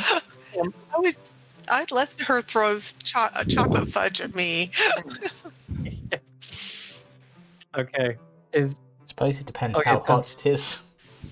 We're gonna spring back round to Panache, who, as you're here, you suddenly see the old wizened-looking pixie does seem to come over towards you, dusting away at books, and spots you and says, "Oh goodness, who are you? What are you doing in here?" Hi, my name is Panache. I came in to hide because I'm playing hide and seek, but your books are amazing. You have so many incredible books. I just can't take my eyes off them. They are the best. I honestly have been collecting this for years now. Ever since we fled the Feywild, I had to regrow my collection. I bet you just have books on everything, don't you? Oh, yes. Mostly pixie lore. My name is Bramble Rainhop. And, It's nice to meet you, Brambleberry. My name is Panache. So you came over from the Feywild? yes, a long time ago. We have a person we met today who's looking for the Feywild. Oops. So have you been back since you came over? No, not really. Been hiding here. We're almost playing hide and seek ourselves in a weird way. Really? What are you hiding from? Well, I don't like to talk about it, but ever since, and as he's saying this, he's about to speak and tell you this little secret. When you hear Starbug shout, "Okay, that's Numble. Time to find you." And you see the old little pixie. Perhaps I tell you after the game. Actually, Hmm? the game is not important. Are your people in danger? Was somebody hurting you? Was somebody chasing you? Do you have somebody who's looking out for your people? Well, we fled Prismia specifically. Some terrible individuals took control. Things have gone to poop ever since Iblina left, or whatever happened to her. I suppose it feels like she left, not answering her calls. Who's Iblina? Iblina, sorry. Iblina is of course the Archfey of Prismia. She looks after everyone. But ever since she vanished? Question mark. Terrible change in the environment. And as he's talking, you hear Starbug kind of cluing into the speech that's going on. So I'm going to do phase one, which is the aerial search. We'll come back to you, Panache. Don't worry. You can talk to Bramble more. Honeyman is just eating away, sitting on a wagon. And I'm going to have everyone who is hiding give me a stealth check. And I'm afraid, for Panache, you've got disadvantage. Twilight Sprinkle, I'm afraid you've also got disadvantage because that hamster won't shut up. Puddle Mud, you've got advantage. Okay, I will roll again, And- see if I get higher. And Cobweb, I'm sorry, you've got disadvantage. Really? Yeah. Even Yeah. though I'm covered in. sorry, I didn't hear. you Do know I what? have disadvantage or advantage? You have disadvantage because this little wizard pixie continues to talk. You know what, Cobweb? I liked the use of the entangle. The only problem is that this other pixie, the chocolatier, is trying to shoo you away, but they can't necessarily see who they're shooing. So I'll make it just a Right. flat roll. It kind Yeah, of equals out. I thought so. Yeah, that sounds fair. Okay. All right, let's do this. Oh no. Oh dear. 6. Oh no. Right. Okay. So, Starbug flies into the air and hovers above the Pixie Kingdom, giving her a bird's eye view of everything, except the hummingbird nest and the mushroom steps outside. But any character who doesn't have vertical cover has to roll stealth against their perception. All right, so her perception is. It is. Oh, it's a 14. That's not bad. I'm not gonna lie. Pretty damn good. Tanwen, somehow. You rolled really well, even though this nattering old wizard seemingly going on. Right. Starbucks I like rolled a "It's-" 15 and a 23, so I should Yeah. take the 15, correct? Okay. That's right, yeah, but it's still a success, so you're good. And you can hear Starbug flying over. Are you over here? And you hear Starbug say, "What the Bramble? Are you talking to yourself again?" Ugh. She flies away from you. Meanwhile, the hamster wheel spinning. Well, this is spinning more faster than usual. And I think with that, Twilight Sprinkle, you are spotted by the Starbug, I'm afraid. There Yeah, are like yeah. black and white cows, and then there are brown cows, and then there are cows with big horns that are called bulls. There's all kinds of cows that give, yeah. Gotcha! Move! Oh, oh, did you get to the? Oh, I forgot to hide. Okay. Biscuit Well- gave you away. Well, actually, you both gave yourself away. Nice try, though. It was a You're good found. strategy. And she casts fairy fire on you, lighting you up to denote you've been found, and you're glowing in this purple kind of tinge. All right, anyone in here? And she kind of hovers around the helmet, but doesn't directly go in. She's kind of doing an aerial view at the moment. Flies straight over Puddlemud. Just check. What did you get? I got a 20 as my highest. Yes, straight over. Doesn't even double take. I'm really sorry, Cobweb, but I got vertical cover. you got vertical cover, dude. Well, you still have to roll stealth. And that stealth wasn't. No. It didn't make it. That wasn't it. Starbug No. hovers down and goes, "Okay, something's got the chocolatier in a bind. Speaking of bind, what happened to these mushrooms? This isn't right. I don't want to get near them. Okay, someone's definitely hiding here. No, I'm not. Come on. Yo, I just heard you. Come on. No, you didn't. Yeah, I did. I'm not hearing. I'm not insane. It's in your head. Oh, I Hey, you know what? I like the perseverance, but I'm just too good at this game. please leave me alone. Do you expect me to take pity on a bad hiding spot? No, you're just insulting me. Oh.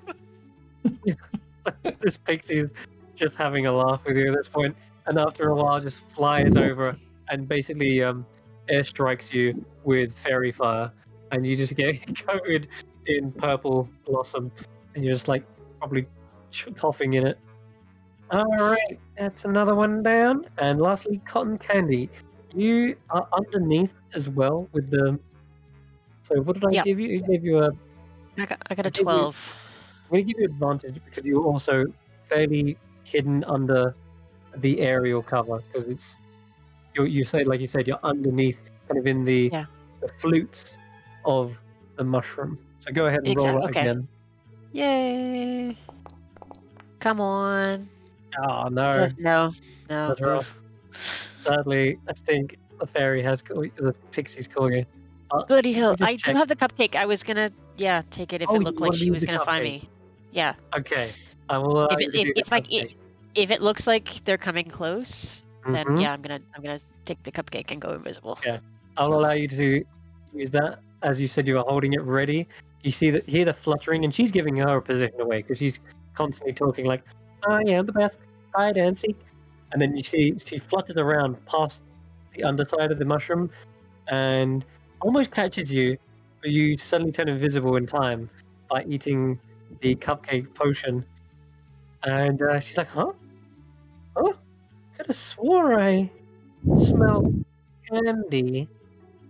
Oh, must be these mushrooms. Maybe they're made of candy. All right. Huh. Okay." She pauses for a moment in the center of the Pixie Kingdom. Time to listen in.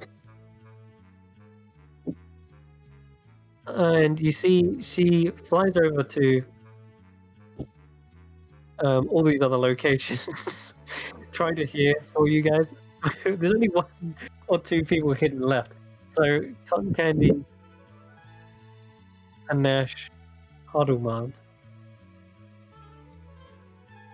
I'm gonna roll a perception check this time. As this time she's kind of actively listening. Nope, that's Tanwen rolling. I'm gonna roll her perception check. Wow, 21. Ooh. And if you're not making noise, then she doesn't really have anything to gain on you. So I'm just gonna roll, because you're invisible as well. I'm gonna roll disadvantage for Cotton Candy. Let me just go again. Wow, she's really good. Somehow she can still hear you. That's insane. Rolled really, really well. So she flies around and she kind of zooms around, and perhaps you're just dangling from the flute. She can just hear your breathing. It's like, I'm pretty sure someone's here. Where are you? What the heck? Can I cast Alright. Charm Person? It wouldn't work, and it would also drop your perception. It would also drop your. Wouldn't it? Damn it. Okay. Yeah. I'll tell you what you can do. Give me a dexterity saving throw. As she casts Fairy Fire on your location. Yikes. Oh, okay. You evade her fairy. She knows. I know you're there. Where are you? Seriously, this is annoying. May not be using magic. This should do the trick. And she flutters a load of Fairy Fire in that direction, and you swing from flute to flute, dodging the Fairy Fire, and she is unable to see you. Therefore, she has technically not found you. Like, damn it! This is a slippery one. Tell you what, I'm coming back for you. Maybe your magic will have worn off by then. And she flutters away.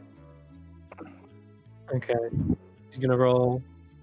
Actually, just check. Listening for disturbances. She goes to the hamster. She'd already found you by the hamster. She goes to the chocolatier. She's already found you by the chocolatier.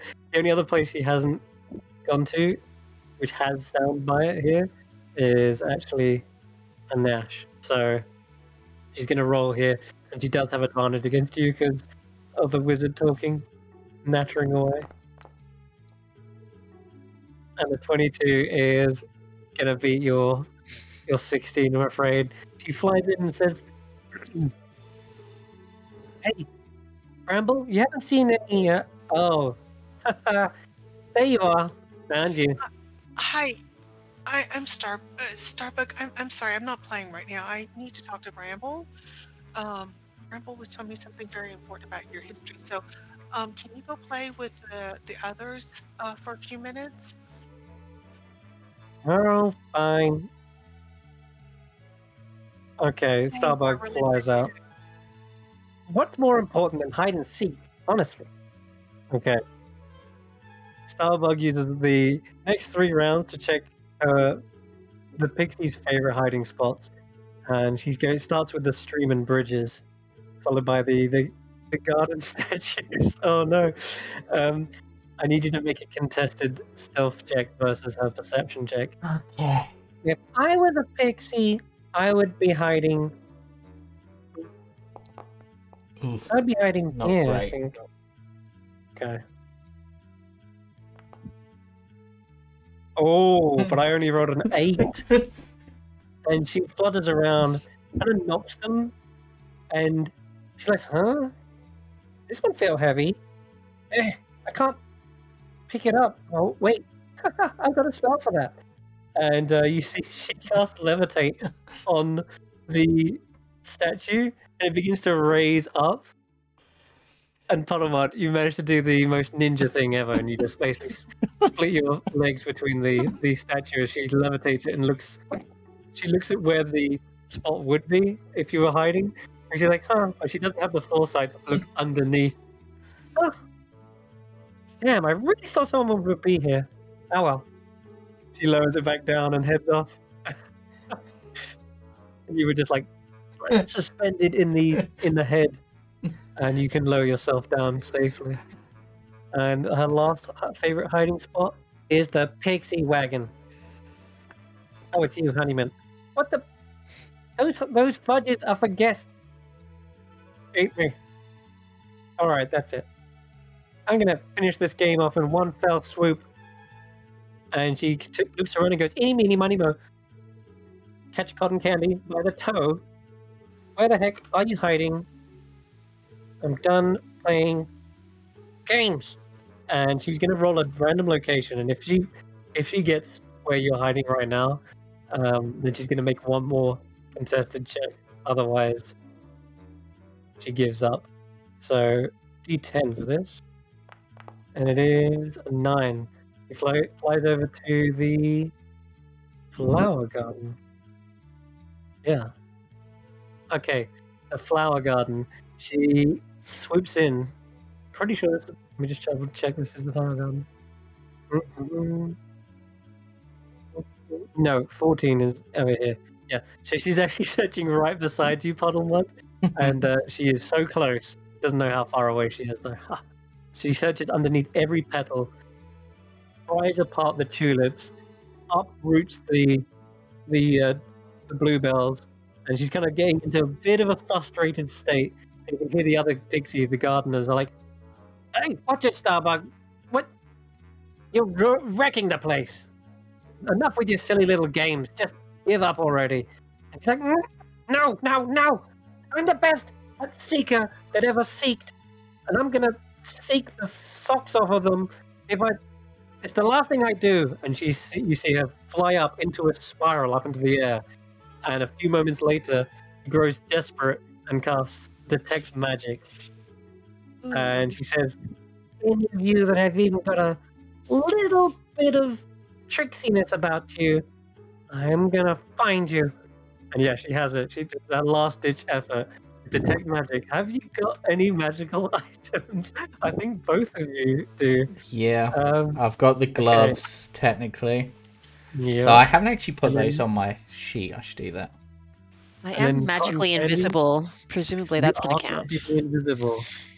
Okay. Yes, that will give off a little glow of illusion magic, but it's still going to be tricky for her to check and find you. So, any character using magic to conceal themselves, give me a stealth check, and we're going to see what Starbug gets on her perception check. This is Not the last using roll. magic to conceal Come myself. on! Oh. You're not using balls. magic, but and you know what? Because you're actually covered, detect magic only works if it's kind of out in the open, right? Yep. Check. I'm pretty sure it doesn't go through walls. Yeah, it doesn't. You have to kind of have it out in the open, right? Okay, she's gonna roll perception. Da-da-da-da-da. Oh, sorry, Cotton Candy. They have all the little tricks. Starbug truly is the best seeker. She swoops in again and goes, "I knew it." that little pink hue from you, that's illusion magic. And she taps you on the shoulder, even though you're completely invisible. You thought you got me. I did think I had you, but you're very good. Yes. She does a Very little well. spin around your head. Alright. That was easy. But wait, was that everyone? I'm pretty sure that... Who have you found so far? Found Panache, Cobweb, Violet Sprinkle, and you, Cotton Candies. That's everyone. I did it. I'm the best hide and seeker ever. Just Thank one you. moment. She starts taking bows. I think perhaps there is one more. Are you sure you have not checked everywhere? What? There was... Wait, wasn't it? Okay, Starbug is good at seeking, but Starbug is not good at counting. There were 1, 2, 3, 4, 5 of us, and you have 4. So my friend with the long ears, do you remember him? Oh. Yep, I remember. Damn it. Okay, come on out. I give up. And Puddle Mudge just gonna flip off the statue and be like, "Ta-da!"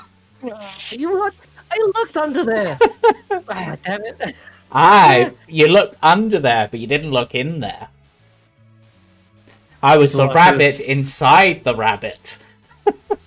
Nobody ever sees it coming. Can Panache hear her saying "come out" because I'm inside the library? Yes, you can hear her. Can I hear her say "come out"? Okay. Yeah, she casts Thaumaturgy to make it even louder. Okay.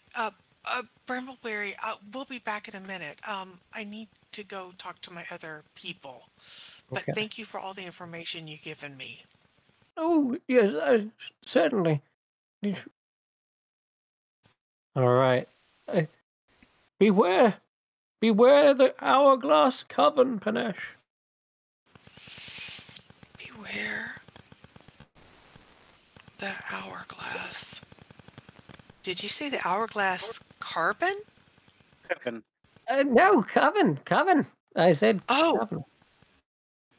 Sorry, my voice went a bit steep there. The hourglass. They're the ones responsible. They took control of Prismia.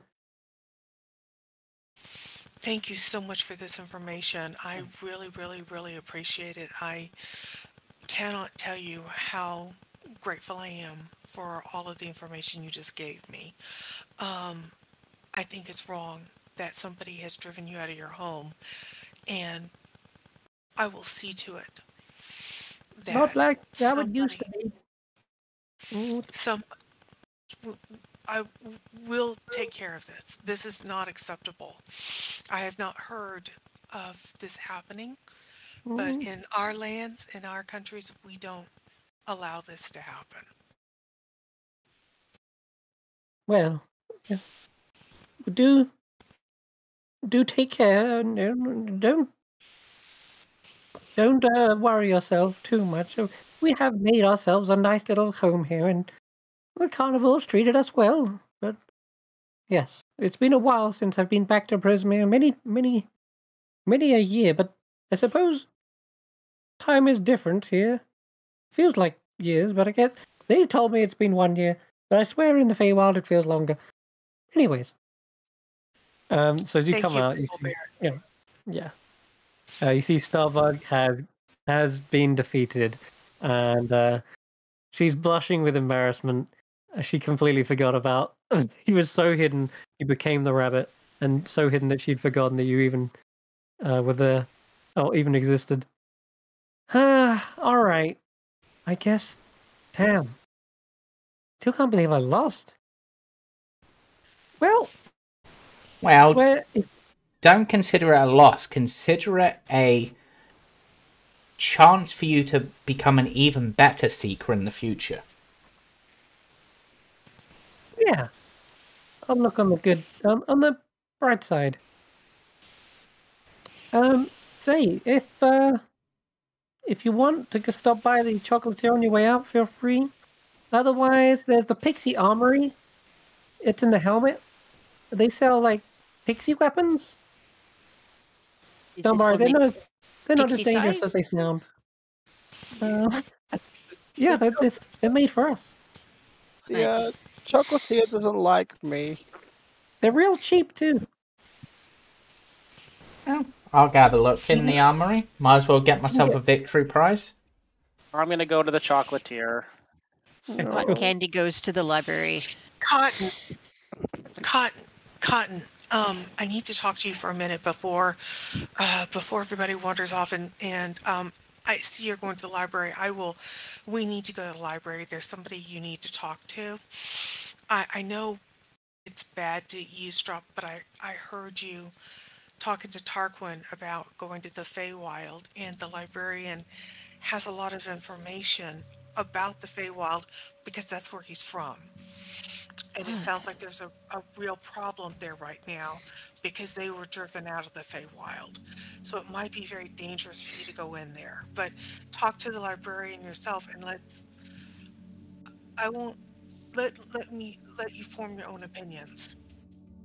Okay, well, I don't know if there is much that I can do about the pixies if they have been in a war, but I do need to get to the Feywild, so I will. Tarquin said that I could ask how to get there. So I will perhaps ask in the library. The librarian's name is Brambleberry, and I'm going to let you form your own opinion based on what Brambleberry tells you, so that I don't influence your decision. This is slightly mysterious, but fair play. And yeah, he goes in. Hello, Mr. Bramble? Yep, Bramble turns up. Hello. Oh, your friend. Greetings. Yes, I hope to make your acquaintance. My name is Rodolfo de Basque. I am hoping you have information about how to get to the Feywild. Specifically, the domain of Prismere.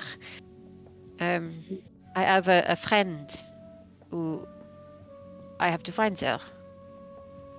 As you say this, Jeremy Plum has actually hovered down and was trying to get in on the conversation, but he now appears at the door behind you guys and he says, "Oh, well, a deal is a deal. I shall tell you. After all, Jeremy, thank you. You did beat Starbug in hide and seek.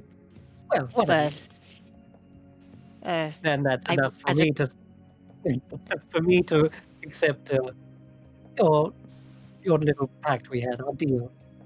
Oh, delightful. I thought that because I personally did not win, that this would not count. Well, information can be shared. So if Puddle Mud wants to know, Puddle Mud can tell you. Where is Puddle Mud? They're by the armory. I'll wait for them to get back, actually, and I'll tell you all together. So Puddle Mud. Okay.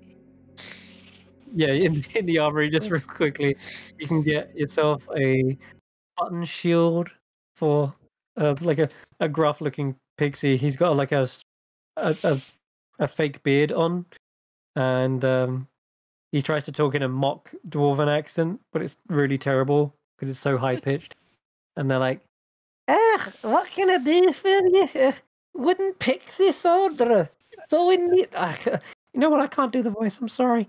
Button shield. It's fine. Keep it between me and you. Like that whole dwarves make the best stuff. I've never really bought it.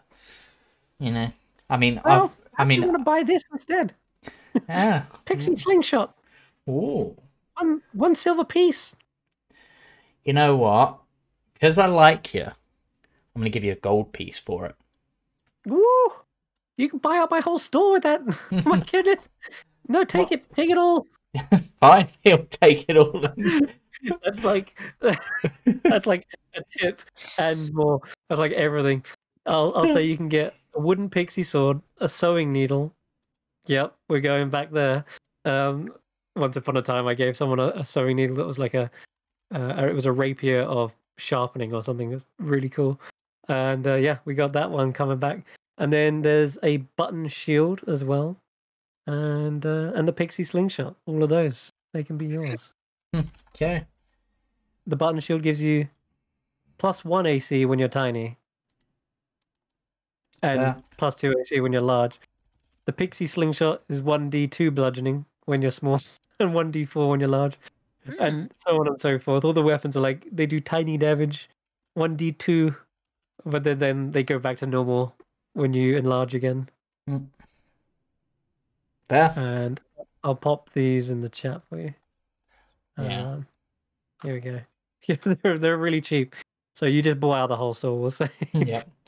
This is great. And And I then got some more left over. yeah. Enjoy. I wonder, he sort of looks at the sewing needle and then tries for a few moments to futilely try to pick the lock on his pocket watch with it. Sadly, give you a sleight of hand, yeah, sure, with disadvantage, because it's the size of a sword technically at this point. It's the size of a rapier. Oh wow. Oh. Okay, it fits in there, funnily enough, and you can hear it clicking the tumblers. And every time you flick it up, it sounds like it's going into the right place. But there's nothing to hold it there. You need another set of tools to basically like hold the pins in place one by one.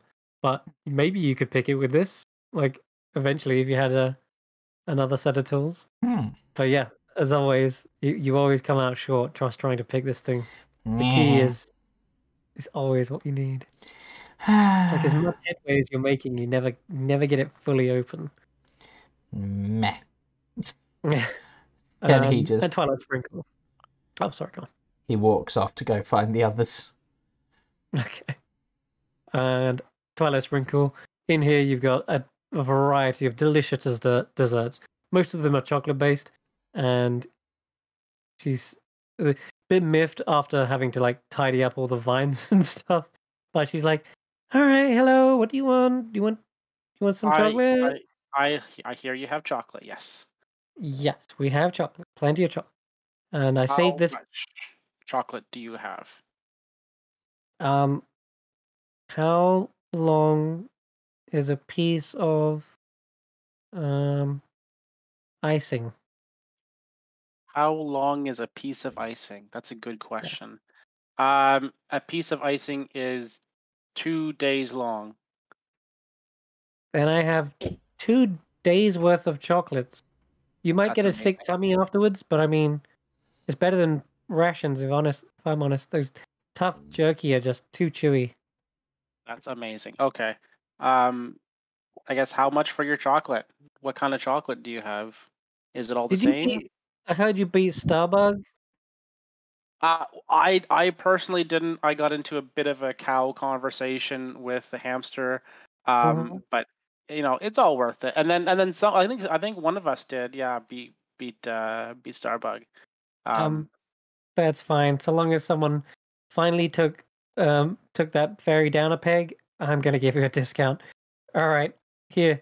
And she offers thimbleberry tarts, apple strudel, and blackberry pie and chocolate goodberries. Oh my god, chocolate goodberries! They're actually decent. They can heal you. Okay, so the chocolate goodberries, I'm gonna say are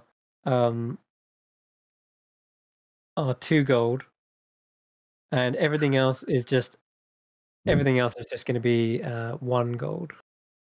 2 gold a piece. 2 gold for every goodberry that you'd like to purchase. She's got as many goodberries as she says, like 2 days worth of goodberries. That's 20 goodberries she's got. So you could buy her out if you wanted, but you don't want to spend all your gold, surely. I mean, I'll buy her out. 5 gold pieces. I'll buy her out. Oh wait. Oh, hold on. 2. Oh wait. So you're buying 1, 2, 3, 4, 5. Okay, cool. She says I got more goodberries if you want them, but yeah, they're 2 gold each. So you buy 1 of each. I'm guessing, and then if you want more goodberries, it's 2 gold every goodberry. Does that make sense? Oh, so one goodberry is 2 gold pieces. Gold. That's right. Okay. Yeah, and you've got 1 of all of those. So you've got 1 of each for 5 gold. Yeah, I'll do 1 of each. Actually, I'll do it. Yeah, I'll do 1 of each, and I'll do an extra apple strudel. An extra apple strudel. Okay, cool. Nice. And the benefit, she says, the benefit of those good berries, they will actually heal you, and they taste just as good as the normal ones.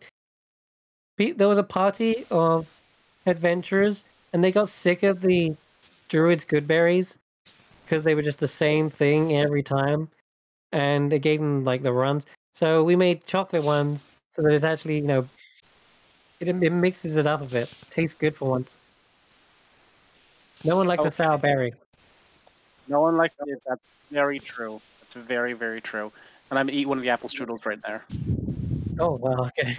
Cool. You like it? It's delicious. One apple strudel is worth like the entire armory. Yeah. Like prices in this place are insane.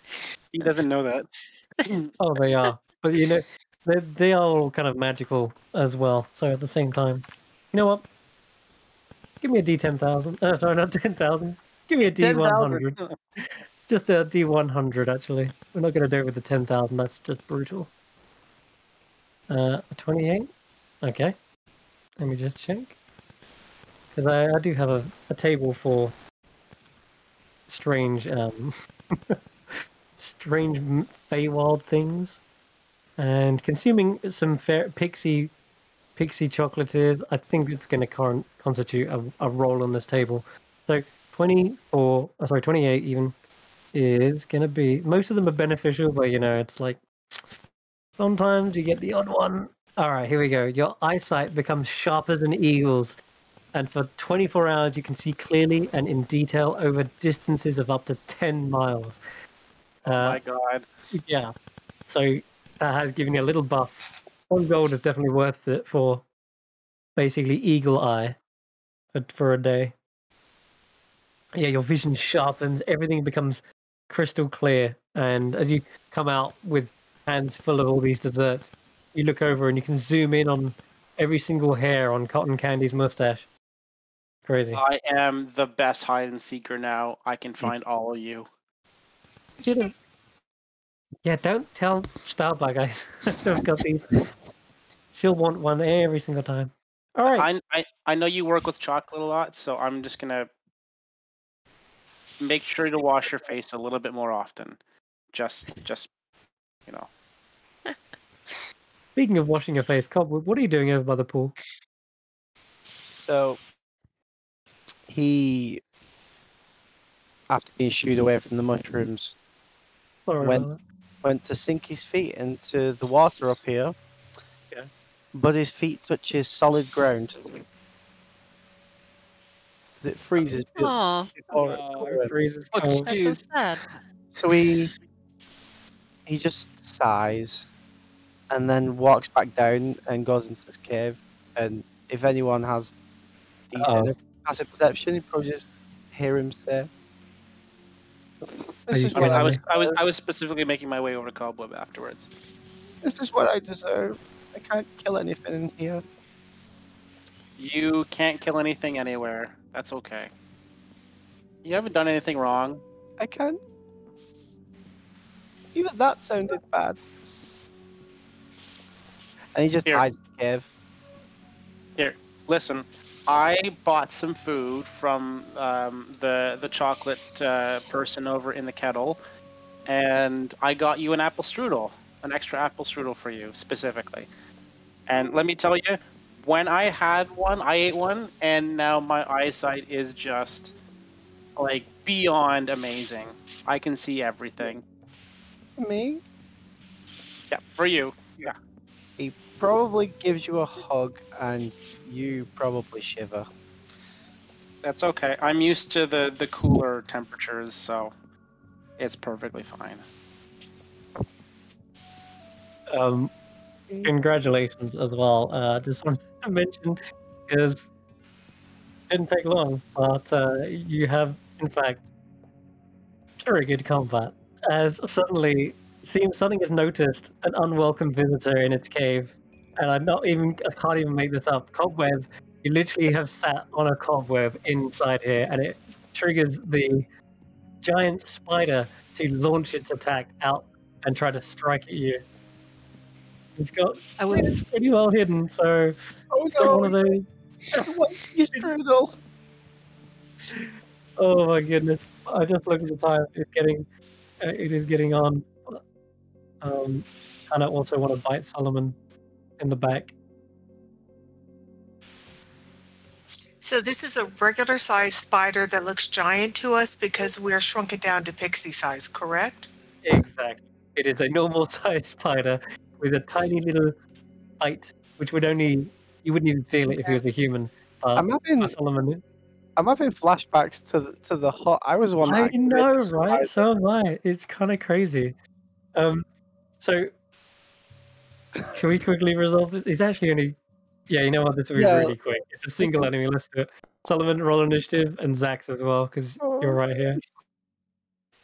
And your passive perception is what now, Solomon?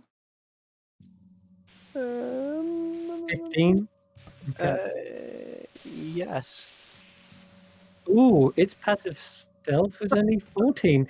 So it doesn't get a surprise round, but it is going first anyway. So it just leaps out of the darkness and tries to bite into the back of you. Ooh, 12? It's not gonna hit. It slams into the side of the wall as you're like hugging. You like lean forward to hug Sprinkle rather. Right. And you see just as you turn around from and come away from the embrace. Yeah, there's a spider flailing around, trying to right itself, and all the limbs are just all over the place. But yeah, venom is already dripping from its fangs. What do you do, Cobweb? I don't want to hurt you. And he just puts a hand against the cave wall, and it starts to shake the floor as he casts Earth Tremor. Okay, a dex save, right? Yeah, I believe so. Okay. And it got a 16. I think that's 16. It suddenly repels back up. Looked like it had a safety web, and it pulls itself up from its abdomen to stop itself from being on the floor. And Twilight Sprinkle, you just saw this spring attack. Where? You want to do anything, Twilight Sprinkle? Yeah. So I'm gonna yell, "You don't hurt my friend. That's not a very nice thing to do." And I'm gonna guiding bolt at it. Okay. Got your cleric. Quite dark in Yeah, here. I haven't cast any spells yet. It is quite dark in here, so I'm going to say you've got disadvantage on the roll unless you've got some sort of light. I don't think you've got dark vision. Oh wait, you do have dark vision. I have You dark have vision. Yeah, You have an amazing dark vision. I What am have talking best about? dark vision, Yes, and I you are have the best. and I have super sight. So what would normally be a setback for a normal Dragonborn, your eyes focus in, and those eagle eyes become owl-eagle combo eyes. You just see everything. Yeah, you can roll away. Roll to hit. And also, if you want to do this in a cool, fancy way, if you double right-click the giant spider, you should get like a targeting vertical over it. Double right-click. Yeah, There we go. got it. And now try clicking the guiding bolt and see what happens. You might even get some animation on this. Nope, I didn't put on animation yet, but we will have that soon. So, yeah, describe to her, Cobweb, because I don't think anyone's seen your magic. I'd like you to describe what it looks like as you manifest it. So I pull out the moonstone that was given to me just a couple days ago, and I'm like gripping it in a hand. I'm sort of using it to, as if like showing it to them and aiming it at the spider. And coming out of it, you see it's like really, really, really dark, like a ray, surrounded by this silvery lattice work type of thing that comes out, and that's the spell coming out. Beautiful. And hit again. And as it strikes the spider, it tries to bring up its front legs to defend itself, but that silvery wisp shoots straight in between the two legs, right into its mandibles, and sends the creature hurtling back into the recesses of the cave, and you can hear it probably struggling to get back up from that. If it does if it does even do that at all, you see it falls over, its legs suddenly cramp up and form into that of a cage, and it is not moving anymore. That was a powerful guiding bolt, and this is just a normal regular spider. So that is combat over. Came into here not to kill things. That's okay. I got your back, and if it makes you feel better, I'm the one that killed it. So it's it's fine. It's fine. There's nothing wrong with. I mean, it attacked us first, right? So all we were doing was just I was protecting my friend, and you didn't even attack it. You just made the walls shake a little bit, right? So Yeah. Jeremy hears the commotion, flies out, and is like, "No, what's going on?" It flies in. Oh no, Stringy! What have they done to you? They well, murdered you. the Took spider. life of an innocent spider. Your spider attacked my friend here. Tried to kill us. Stringy, poor Stringy, gone too soon. You know what? I'm actually just kidding. That spider was a nuisance. Oh, okay, jeez. Oh, you scared me for a second there, Jeremy. Jeez. No, So we did a pixies good like to thing. play pranks. You got me there. You got me good. You got me good. Cobweb, should we leave the cave a little bit and go rejoin the group? Did you eat your strudel? Eat your strudel. It's so good. Yeah, It does amazing things. I eat the strudel. I have got some important information for you just before you leave the Pixie Kingdom. Now, gather round, and he does come back into the room. I found your friends. Now, we'll end after this. I just looked at the time again. So, to wrap up this episode, Jeremy Plum is going to share with you a couple of secrets about what is truly going on in Prismere. So, now, first of all, you're looking for a way in to the Feywild. I can tell you, the way we came in was through the mushroom circles. There is many hidden within the realm of Prismere, but they're much, much harder to find within this plane, material plane. Now, I haven't been back, and nor has my friend Bramble here. We haven't been back in almost over a year. That's not due to choice. I myself wanted to check up on my friends there, but I'm afraid to say that the mushroom circle I last used in the Gloom Glen has since been inactive. I'm not sure what's happened, but when I tried to use it, it suddenly became flooded with swampy water. It smelled like a bog. Whatever's going on over there doesn't sound good. Prismere could be in trouble. And as my friend here has said, my best guess is the Hourglass Coven is behind it. They're a trio of dangerous hags. If anyone's up to no good, those despicable trios. Who are the Hourglass Coven? Do you got any names, any details, just so we know? Their names? I don't know their true names, if that's what you want. Oh, no. I wouldn't ask that of you, Jeremy. I mean, that's much. That's a bit much. Let me see if... I don't know them off by heart. I always try to avoid them. But perhaps here within the book you might find some information. Campbell, open up the bookcases, see what we've got. Oh yes, please assist me. If anyone wants to look around, tries to find lore on the Hourglass Coven, you can give me a investigation check. I will definitely do that.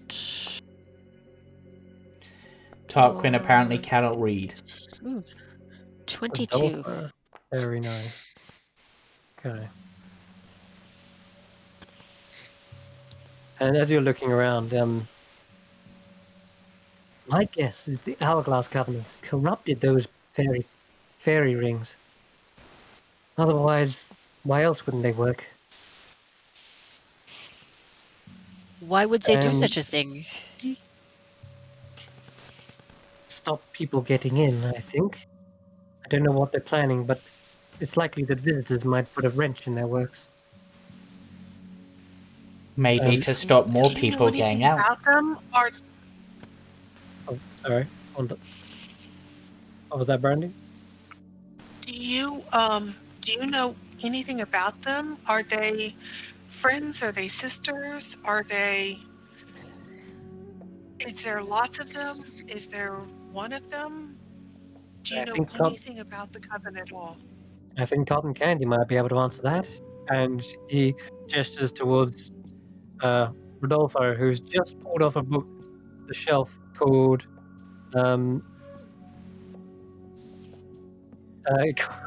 don't want to call it the Hourglass Coven, but it pretty much does have the names Denizens of Prismere, perhaps. And it doesn't have like extensive information, but it's more like a would you call it a register of sorts? That's a better way to describe it. So I will give you the names of them. They are like sisters, but they don't share surnames. And first one is Scabatha Nightshade. Gabitha. Scabatha. Wow. Love it. The second is Bavlorna Blightstraw. I'm sorry, could you say that again? Babylona? Yeah, I'll actually copy these into the chat for you, so you've got them in writing and you can make your own notes. Okay. Bavlorna Brightstraw. And where's Scabatha? There she is. Scabatha Nightshade. Sounds like how it's spelled. Where is it? Okay. And lastly, final one you see in the trio as you thumb the pages is known as Endelyn Moongrave. These are the hags that make up the Hourglass Coven. These are the ones that the fairies have come to blame for their fairy circles being corrupted. And more so, they think that they have something to do with Zybilna's disappearance. And that's when they sensed a troubling change in their environment. And the very last bit of information, in fact, I'll give that to you next week because it hasn't got anything to do with this. And I want to end on that little bombshell after finally learning these antagonists' names. And it has been a good, long, fun episode. I hope we haven't ended too late for you. But can I roll that D100? What was that for? Oh, yeah, you're eating. You know Eat what? the strudel. We'll eat your strudel and then we'll call it. 25. 25. That's one below. No, sorry, not three below the other one. So it's easy to find. Your skin turns to diamond until something. Whenever you would take damage during this, take no damage, but instead regain hit points equal to the damage that would have been dealt.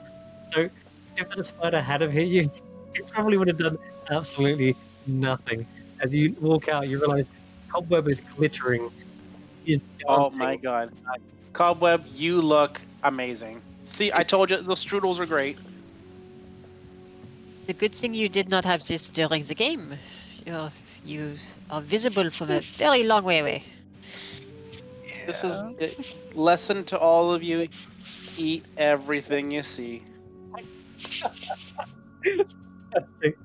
I think we'll end on that line. On that line, eat everything you can see, guys. That is advice to live by. Man, I'm gonna go get a muffin. Thank you all so much. This was a Really lot of great. fun. Thank you. Hope you had fun in little Okay. Pixie Kingdom. And this is just one of many many attractions in the carnival. We might be here longer than I expected, but you know what? As long as everyone's having fun, then what's the worry? Plus, you have got some good information on We some did. I wasn't expecting certain that. And to things. clarify, we're not meeting again until the 24th, correct? Just double check. Next week is Um, Easter, because- so Right. Mm. Yeah. Sarah Jane had something, another commitment. Yes, and so does we're Julian, meeting again don't on they? the 20th. Right. So you're both. Is that confirmed? So Yeah, we're- you're both away for the yeah, 17th. we're both away next Sunday. Okay. Yeah. So I've got an option for you guys. If you want to take a week off, we can do that. Or if others do want to continue, there is still so much more in the carnival that you wouldn't feel like you were missing out of something. Well, you would be missing out. What I'm saying is, there's still so much that can be done in the carnival without the need for everyone to be there. So I'll leave it up to you. Take a vote now if you want. Jamey and Brandee and James. Yep. Do you want to play next week, or would you rather just take a week off? I'm okay with playing. I've got something at like 3:15 until about 4:30, 5 o'clock, so I should be fine. Mhm. I'll Yeah, should be fine. I'll see how I feel nearer the time, I guess. That is also a valid answer. Yeah, Yeah. because it is I Easter. defer to the group. Okay. It is a holiday, and I would hate to play without Julian and Sarah Jane, but I defer. I'll defer to Okay. the group. We'll discuss it in the chat later near the time. So that's fine. So we will sign off here and end the stream. So if you are watching, there may or may not be a session next week, but there definitely will be one on Friday. So tune in on there to watch the Claude Coast arc continue, or rather the new arc beginning in the plane of the Earth. And on Monday the 18th, join us for What Lies Beneath. Thanks for watching. Bye for Bye. now. Bye.